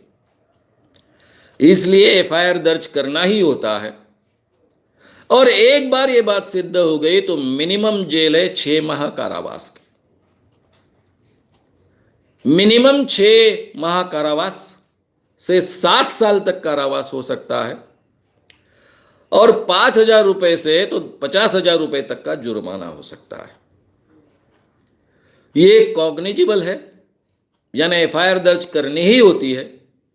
और नॉन बेलेबल है, पुलिस स्टेशन से बेल नहीं मिलती है, बेल सीधी लेनी पड़ती है कोर्ट से। तो जादू टोना विरोधी कानून इसको लागू होता है। जगह जगह पर इस कानून के तहत आप गुनाह दाखिल कर सकते हो। इसलिए मेरा सभी जवान लड़कों को आह्वान है, कम से कम जो किसानों के बेटे हैं उनको आह्वान है, ये ठगी को रोकिए। कम से कम महाराष्ट्र में तो ये कानून है, उसका फायदा उठाइए। बहुत मेहनत से ये कानून किया गया है, सभी ने बहुत पापड़ बेले। डॉक्टर नरेंद्र दाभोलकर की हत्या भी हुई, हमारी पूरी जिंदगी इस कानून के लिए हमने लगा दी। ये कानून का फायदा उठाइए और इन ठगों को जेल में भेजिए। कोई उपकार नहीं कर रहे, लोगों को ठग रहे हैं। अगर आप बता ही नहीं सकते हो जमीन के अंदर पानी है कि नहीं, तो क्यों दावे करते हो? अरे खुद जांच के देखो ना। ये सभी चैनल वाले को मैं आह्वान करता हूं कि खुद जांचो। जमीन के अंदर आपको पता न होते हुए मटके गाड़ो, कुछ में पानी रखो, कुछ में पानी मत रखो, और कोई भी बड़े से बड़े कालू मामा से लेकर कोई भी बड़े से बड़े पांडके को बुलाओ और वो पहचान पाता कि नहीं देखो, तब आपके ध्यान में आएगा कि ये सभी के सभी ठगी करने वाले लोग हैं। मैं जाहिर तरीके से ठगी का आरोप लगा रहा हूं, 25 लाख रुपए के प्राइस का आह्वान दे रहा हूं, और साथ में महाराष्ट्र के जादू टोना विरोधी कानून लगता है ये कह रहा हूं, पूरे महाराष्ट्र के पुलिस अधिकारियों का ट्रेनिंग मैंने किया है, उनको कानून ये बहुत अच्छे ढंग से समझाया है, तो आप ये एक्शन ले सकते हो। महाराष्ट्र के बाहर के लोग क्या करेंगे? जो महाराष्ट्र के बाहर के लोग हैं वे अगर कोई पानके को देखते हैं, पानाड़ी को देखते हैं, डाउजर्स को देखते हैं और ऐसे कोई चमत्कार का वो उपयोग करता है, वो केवल अगर सलाह देता है कि भाई यहां आसपास में पानी है, बाजू के कुएं को पानी है, या जमीन इस ढंग से मुझे दिख रही है तो यहां पानी लग सकता है, तो ये सलाह हो गई। अब ये सलाह कोई बहुत एक्यूरेट नहीं है, उसके लिए भूगर्भ शास्त्री है, जियोलॉजी ये विषय है, उनके तज्ञों ने कुछ कहा तो बात अलग है, लेकिन अगर ये बात कोई सलाह देता होगा तो ठीक है। लेकिन अगर ये चमत्कार करता होगा, चाहे अंडे का हो, चाहे वाई शेप लकड़ी का हो, चाहे एल शेप रॉड्स का हो, चाहे नारियल का हो, तो ये चमत्कार के क्षेत्र में आता है। चमत्कार की डेफिनेशन पहले ही मैंने आपके सामने रखी। इन लोगों को सीधा सीधा जेल में ठूसिए। ये बड़े पैमाने पर लोगों को ठगते हैं। महाराष्ट्र के बाहर के लोग 420 कलम के अंदर उसका उपयोग कर कर, ठगी के कलम का उपयोग कर कर भी उनको भेज सकते हैं। अब रहा सवाल ऐसा कि आप बार बार इन लोगों को, पानाड़ियों को, डाउजर्स को, डाइवर्स को आह्वान दीजिए। जमीन के अंदर का पानी आपको पता चलता है ना, फिर हम मटके गाड़ के रखेंगे, आप बताइए। और मैंने जो केयर बताई वो पूरी तरह से लीजिए, शंका के लिए कोई जगह मत रखिए। और इसके बावजूद अगर आपको कुआं खोदना ही है या फिर बोर करना ही है, तो स्टैम्प पेपर पर यह पानाड़ी से लिख कर लीजिए। कम से कम इतना तो कीजिए कि भाई अगर पानी नहीं लगा तो आपको दिया हुआ मानधन, चाहे फोकट में करो, कैसे भी करो, और जो भी खर्चा आया बोर का और उसके पैसों का ब्याज, इतना आप मुझे वापस करोगे। ये स्टैम्प पेपर पर लिखकर फिर बाद में उनको पानी ढूंढने दीजिए। कम से कम इतना कीजिए। पहले ही हमारे देश में बहुत बड़े पैमाने पर किसान ठगे जाते हैं। मैं किसान का बेटा हूं, अपने आप को किसान का बेटा समझता हूं। पहले ही मैं बहुत अस्वस्थ रहता हूं कि किसान की अवस्था तो इस देश में बदलने वाली नहीं है। एक तरफ सरकार अपनी अर्थव्यवस्था के जरिए उनका शोषण कर रही है, उनको मार ही रही दिन ब दिन। नई सरकार की अवस्था में तो कोई बदलाव की परिस्थिति नहीं है। कांग्रेस के जमाने में नहीं हो पाया तो अब क्या होगा?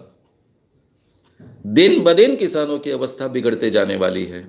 बहुत विस्तार से ये बातें मैंने अपने हिंद स्वराज्य गांधी जी का, उसमें जो ग्राम स्वराज्य आपके सामने रखा है, उसमें बहुत विस्तार से नंबर्स के साथ में क्यों ऐसा हुआ, कैसा हमारा नियोजन रहा है, ये सभी बातें रखी है।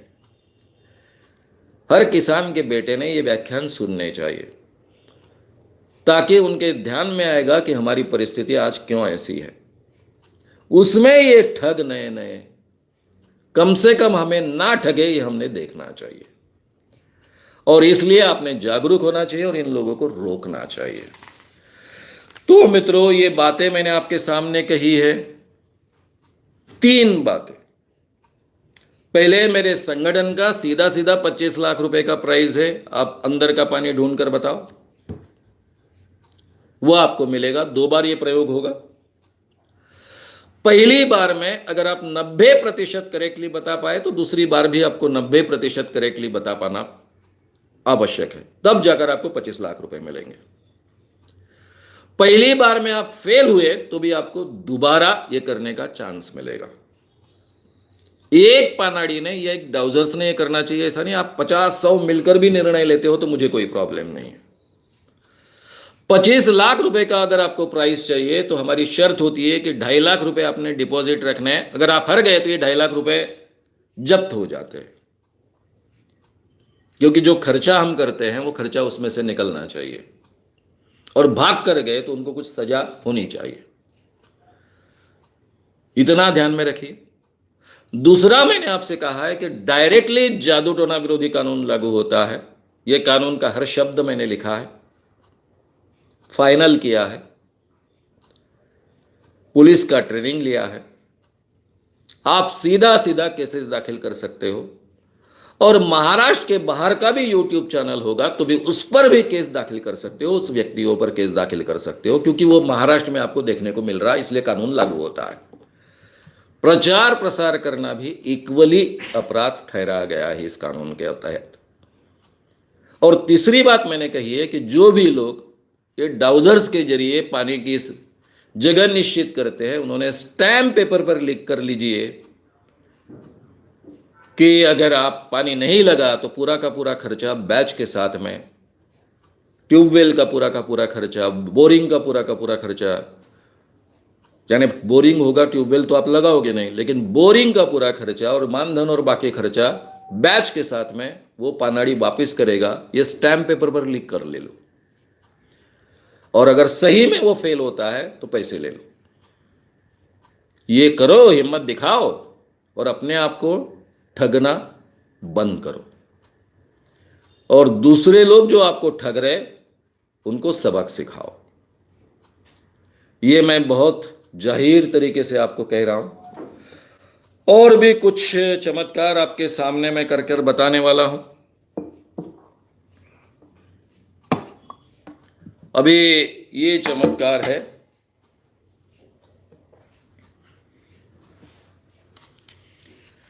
ये गंगा बहती है, ये चमत्कार किया जाता है बर्तन में। 1 मिनट, ये शुरू करने के पहले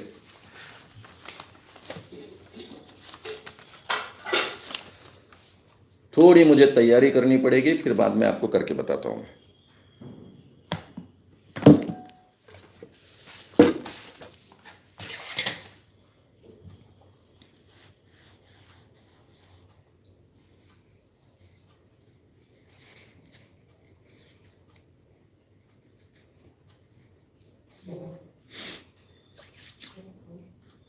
एक दूसरी डिश पण लागेल।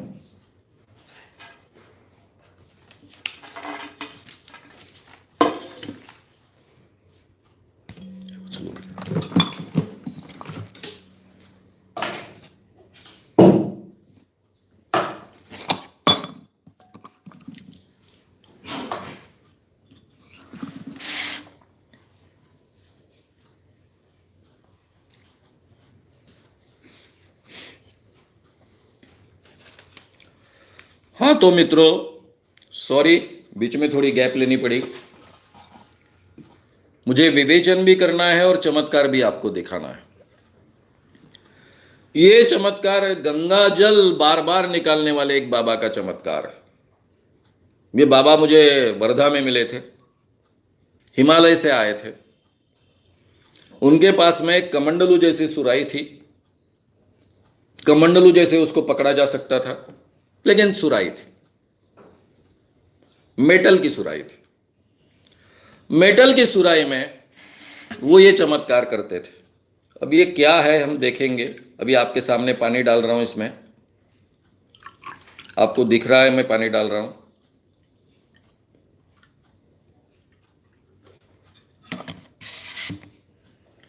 अभी ये बर्तन रखता हूं मैं आपके सामने।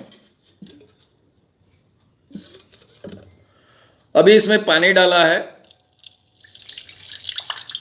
गंगा बही, पानी खत्म हो गया। ये जैसी भगवान शंकर की जटा से गंगा निकलती है, बाबा कह रहे थे मेरे सुराही में वो गंगा समाई है और उसमें से वो निकलती है। अभी हम देखेंगे क्या होता है। और गंगा आ गई। अब खत्म हो गई।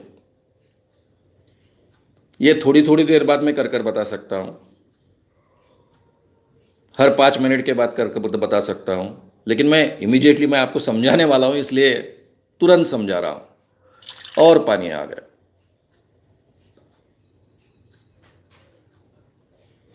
और पानी आ गया,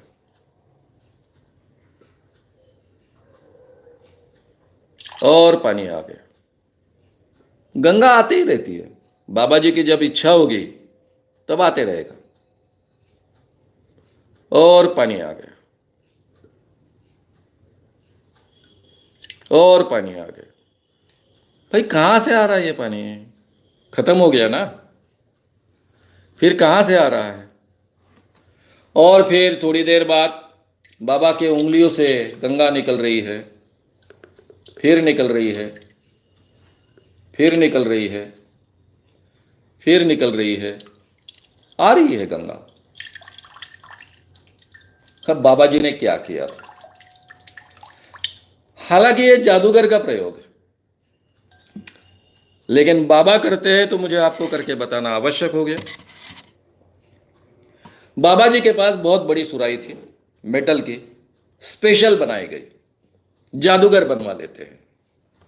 ये तो आपको बर्तन मालूम है, आपको परिचित है, ये आपने कई बार इसमें चाय पी होगी। ये किस ढंग का बर्तन होता है?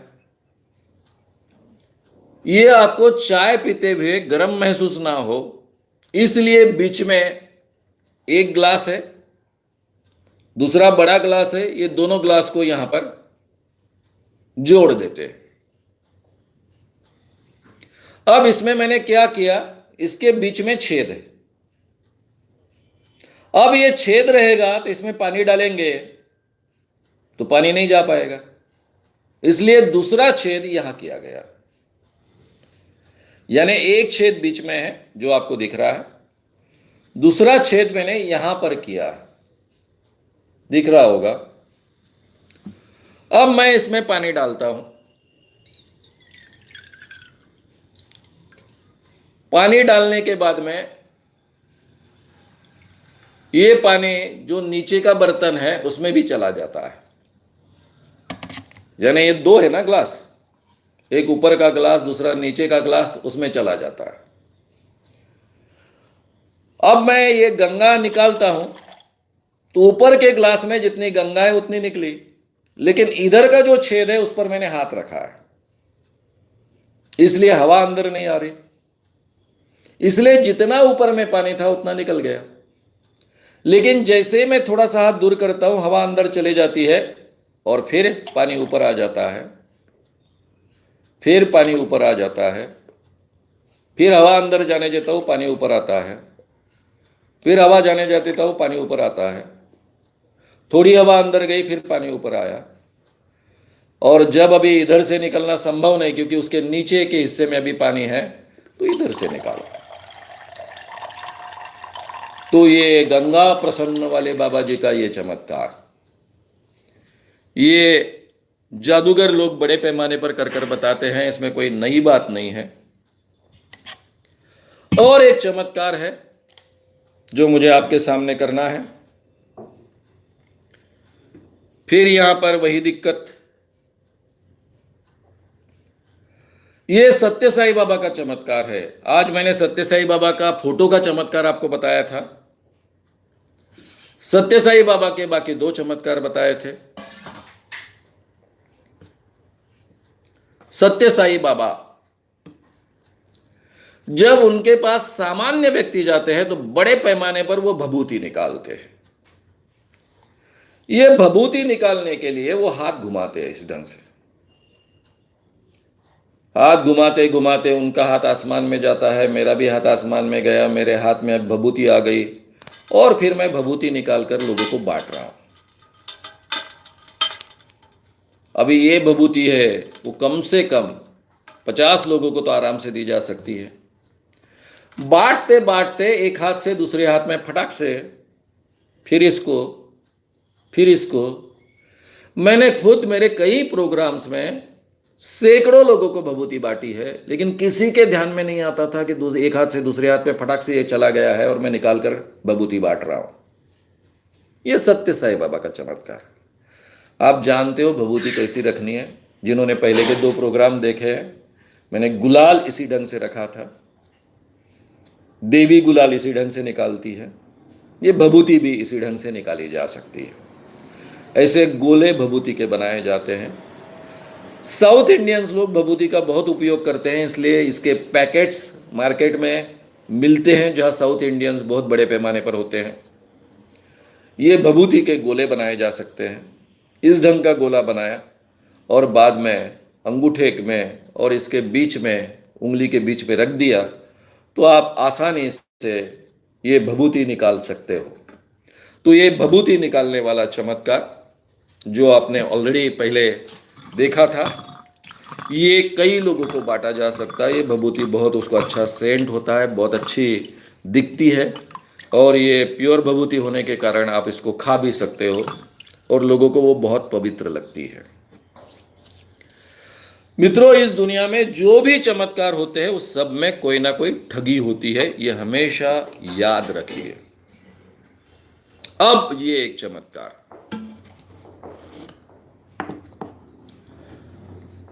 ये भी एक मंदिर का प्रसिद्ध चमत्कार है। साउथ में के एक मंदिर में चूल्हे पर एक बहुत बड़ी कढ़ाई रखी जाती थी। ये कढ़ाई के ऊपर ढक्कन रखा जाता था।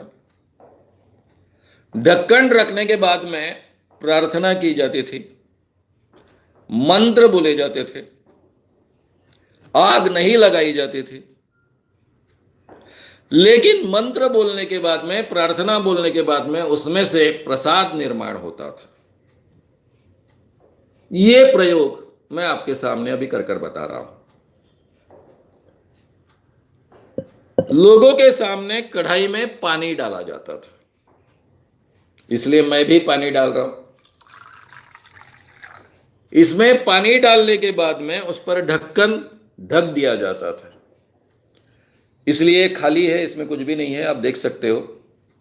ये ढक्कन मैं ढक रहा हूं। उसके बाद में प्रार्थना होती है, आग नहीं लगाई जाती है। प्रार्थना होने के बाद में ये ढक्कन ऊपर उठाया जाता है, नीचे रखा जाता है और इसमें प्रसाद निर्माण होता है। अभी इसमें चॉकलेट निर्माण हुए। अभी मैंने आपके सामने पानी डाला था, इसमें आपको पानी की एक बूंद नहीं दिख रही है, इसमें केवल चॉकलेट है। ये चॉकलेट भी मैंने रैपर वाले रखे ताकि उसको बार बार यूज कर सके। इसमें पानी की एक भी बूंद नहीं है, जबकि मैंने आपके सामने चॉकलेट रखे हैं। हर चमत्कार में एक बदमाशी की जगह होती है और वहां अपना दिमाग हमने चलाना चाहिए। भाई, इस मंदिर में अगर प्रसाद पानी से बनता है, बगैर आग लगाए तैयार रेडी हलवा बन जाता है, हलवा का प्रसाद बनता है, तो कैसे बनता है? मंत्र शक्ति से बनता है। भाई, मंत्र शक्ति से बनता है तो ये खुला रखने की क्या आवश्यकता है? नहीं नहीं, उसको ढकना है। क्यों ढकना है? क्यों खुले में मंत्र नहीं चलते हैं? नहीं नहीं, ढकना है।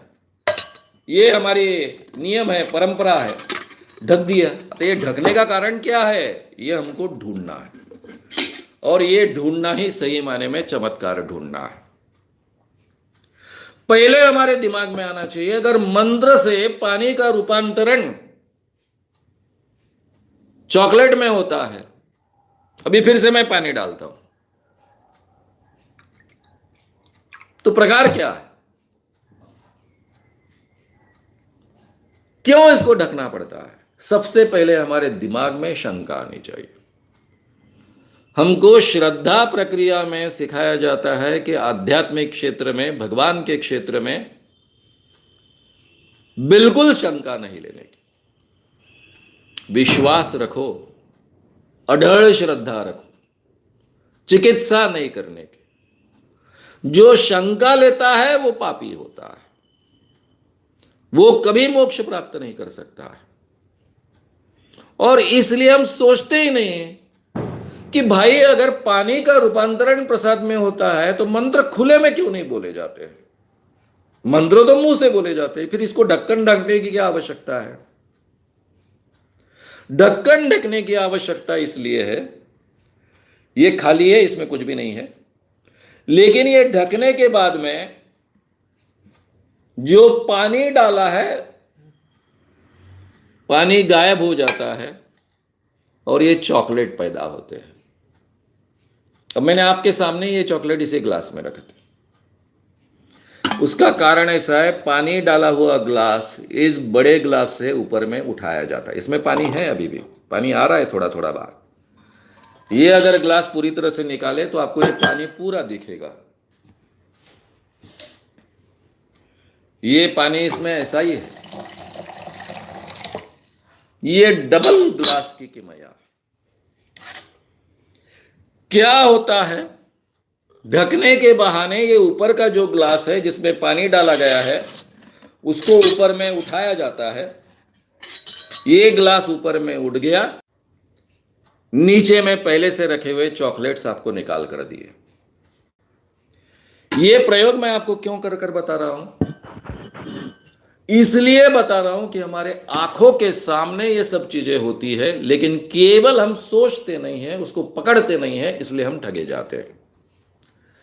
इस दुनिया में कोई भी चमत्कार नहीं कर सकता है। किसी भी प्रकार के चमत्कार नहीं होते हैं। जो भी होते हैं, एक तो ठगी होती है, हाथ की सफाई होती है, रासायनिक प्रयोग होते हैं, या फिर कोई विज्ञान के नियम पर चलने वाला, जैसी अगरबत्ती घूम रही थी, विज्ञान के नियम, उसके आधार पर होने वाली कोई चीज होती है। किसी में भी दैवी शक्ति के आधार पर चमत्कार करने की क्षमता नहीं होती है। खुद संत ज्ञानेश्वर जी ने कहा है, योग याग विधि येणे नभे सिद्धि, वायाची उपाधि दंभ धर्म। योग करने से, योग के साथ में चलने वाली प्रक्रिया करने से, या फिर कोई भी विधि करने से किसी को भी सिद्धि प्राप्त नहीं होती। सिद्धि प्राप्त नहीं होती इसका मतलब चमत्कार करने का सामर्थ्य प्राप्त नहीं होता है। वायाची उपाधि, ये सभी फालतू की पदवियां है। दंभ धर्म, ये झूठा धर्म है। खुद संत ज्ञानेश्वर जी ने 700 साल पहले कहा है कि चमत्कार नहीं होते। मंत्रची वैरी मरे तर का बांधावी कट्यारे। मंत्र से अगर वैरी को हम मार सकते हैं, दुश्मन को मार सकते हैं, तो शूर पुरुष अपने कमर में तलवार लटक कर क्यों चलते हैं? वो तो मंत्र से ही मार देते ना। ये खुद ज्ञानेश्वर जी ने कहा है। मित्रों, इस दुनिया में किसी में भी चमत्कार करने की क्षमता नहीं होती है। चमत्कार यानी ढोंग है, पाखंड है, या फिर हमने खुद ने हमारे अंधविश्वास के कारण संतों पर यह चमत्कार लाद दिए। इसका उत्कृष्ट उदाहरण गाडगे महाराज। गाडगे महाराज पर यह चमत्कार हमने लाद दिए थे। अगर मेरा संगठन नहीं होता, 1982 से गाडगे महाराज का नाम लेकर मैं ये काम नहीं करता, जिनके नाम से आज अमरावती विद्यापीठ है, गाडगे महाराज अमरावती विद्यापीठ यूनिवर्सिटी है पूरी की पूरी। वो एक चमत्कारी पुरुष माने जाते हैं। मैंने संत और चमत्कार इस विषय में विस्तार से ये बात रखी है, यूट्यूब चैनल पर अपलोडेड है, आप उसको सुन सकते हो। फिर भी चमत्कार करने की किसी में क्षमता है तो हमारा 25 लाख रुपए का प्राइज है। लेकिन मित्रों, मैं गांव-गांव जाकर चमत्कारों को नहीं ढूंढ सकता हूं और ना ही उन्हें बंद पड़ा सकता, गिरा सकता हूं। यह आपका काम है। मैंने जिंदगी भर काम किया, गए 38 सालों से मैं काम करते आया। मेरा काम है लोगों का प्रबोधन करना, आप तक बातें पहुंचाना। हाँ, कोई बाबा अगर खुद होकर आह्वान स्वीकारने के लिए तैयार है तो मेरा आह्वान ओपन है। 25 लाख रुपए के मेरे संगठन का प्राइस है, 21 लाख रुपए का दाभोलकर के संगठन का प्राइस है। ये तो दोनों प्राइजेस महाराष्ट्र में ही अवेलेबल है। जो भी बाबा, जो भी चमत्कारी व्यक्ति, जो भी पांडका ये आह्वान स्वीकारना चाहेगा, खुद अगर स्वीकारता है तो डेफिनेटली मेरा संगठन, मैं ये आह्वान स्वीकारूंगा, बशर्ते 2.5 लाख रुपए डिपॉजिट रखने पड़ेंगे। आप जीत गए तो आपको 25 लाख प्लस 2.5 लाख रुपए मिलेंगे, हार गए तो आपके 2.5 लाख रुपए खर्चा कर कर वो जब्त हो जाएंगे। क्योंकि हमारा अनुभव रहा है, पूरी तैयारी हम करते हैं, सब खर्चा करते हैं, और उसके बाद में ये बाबा लोग, ये मांत्रिक लोग, ये शरीर में भगवान आने का दावा करने वाले लोग भाग जाते हैं। और पहले ही मेरा संगठन कोई अमीर संगठन नहीं, बड़े मुश्किल से हमने 25 लाख रुपए इकट्ठा किए, बैंक में डिपॉजिट रखे हैं, लोगों से 100 रुपए मांग मांग कर हम काम करते हैं, इसलिए हमारे लिए बहुत डिफिकल्ट होता है। इसलिए ये शर्त रखी है ताकि कोई भाग ना पाए, भागे तो कम से कम उसको 2.5 लाख रुपए का चंदन लगे, इसलिए ये 2.5 लाख रुपए की शर्त है। तो मित्रों, चमत्कारों को ढूंढिए, चमत्कारों के पीछे का रहस्य आपको बिल्कुल पता चलता है। और ये किसानों की ठगी किसी भी हालत में बंद कीजिए, उसके लिए भी एक्शन लीजिए। श्याम मानव चैनल को आपका समर्थन देने के लिए चैनल को जरूर सब्सक्राइब करें। चैनल के नोटिफिकेशन पाने के लिए बेल आइकन भी दबाएं।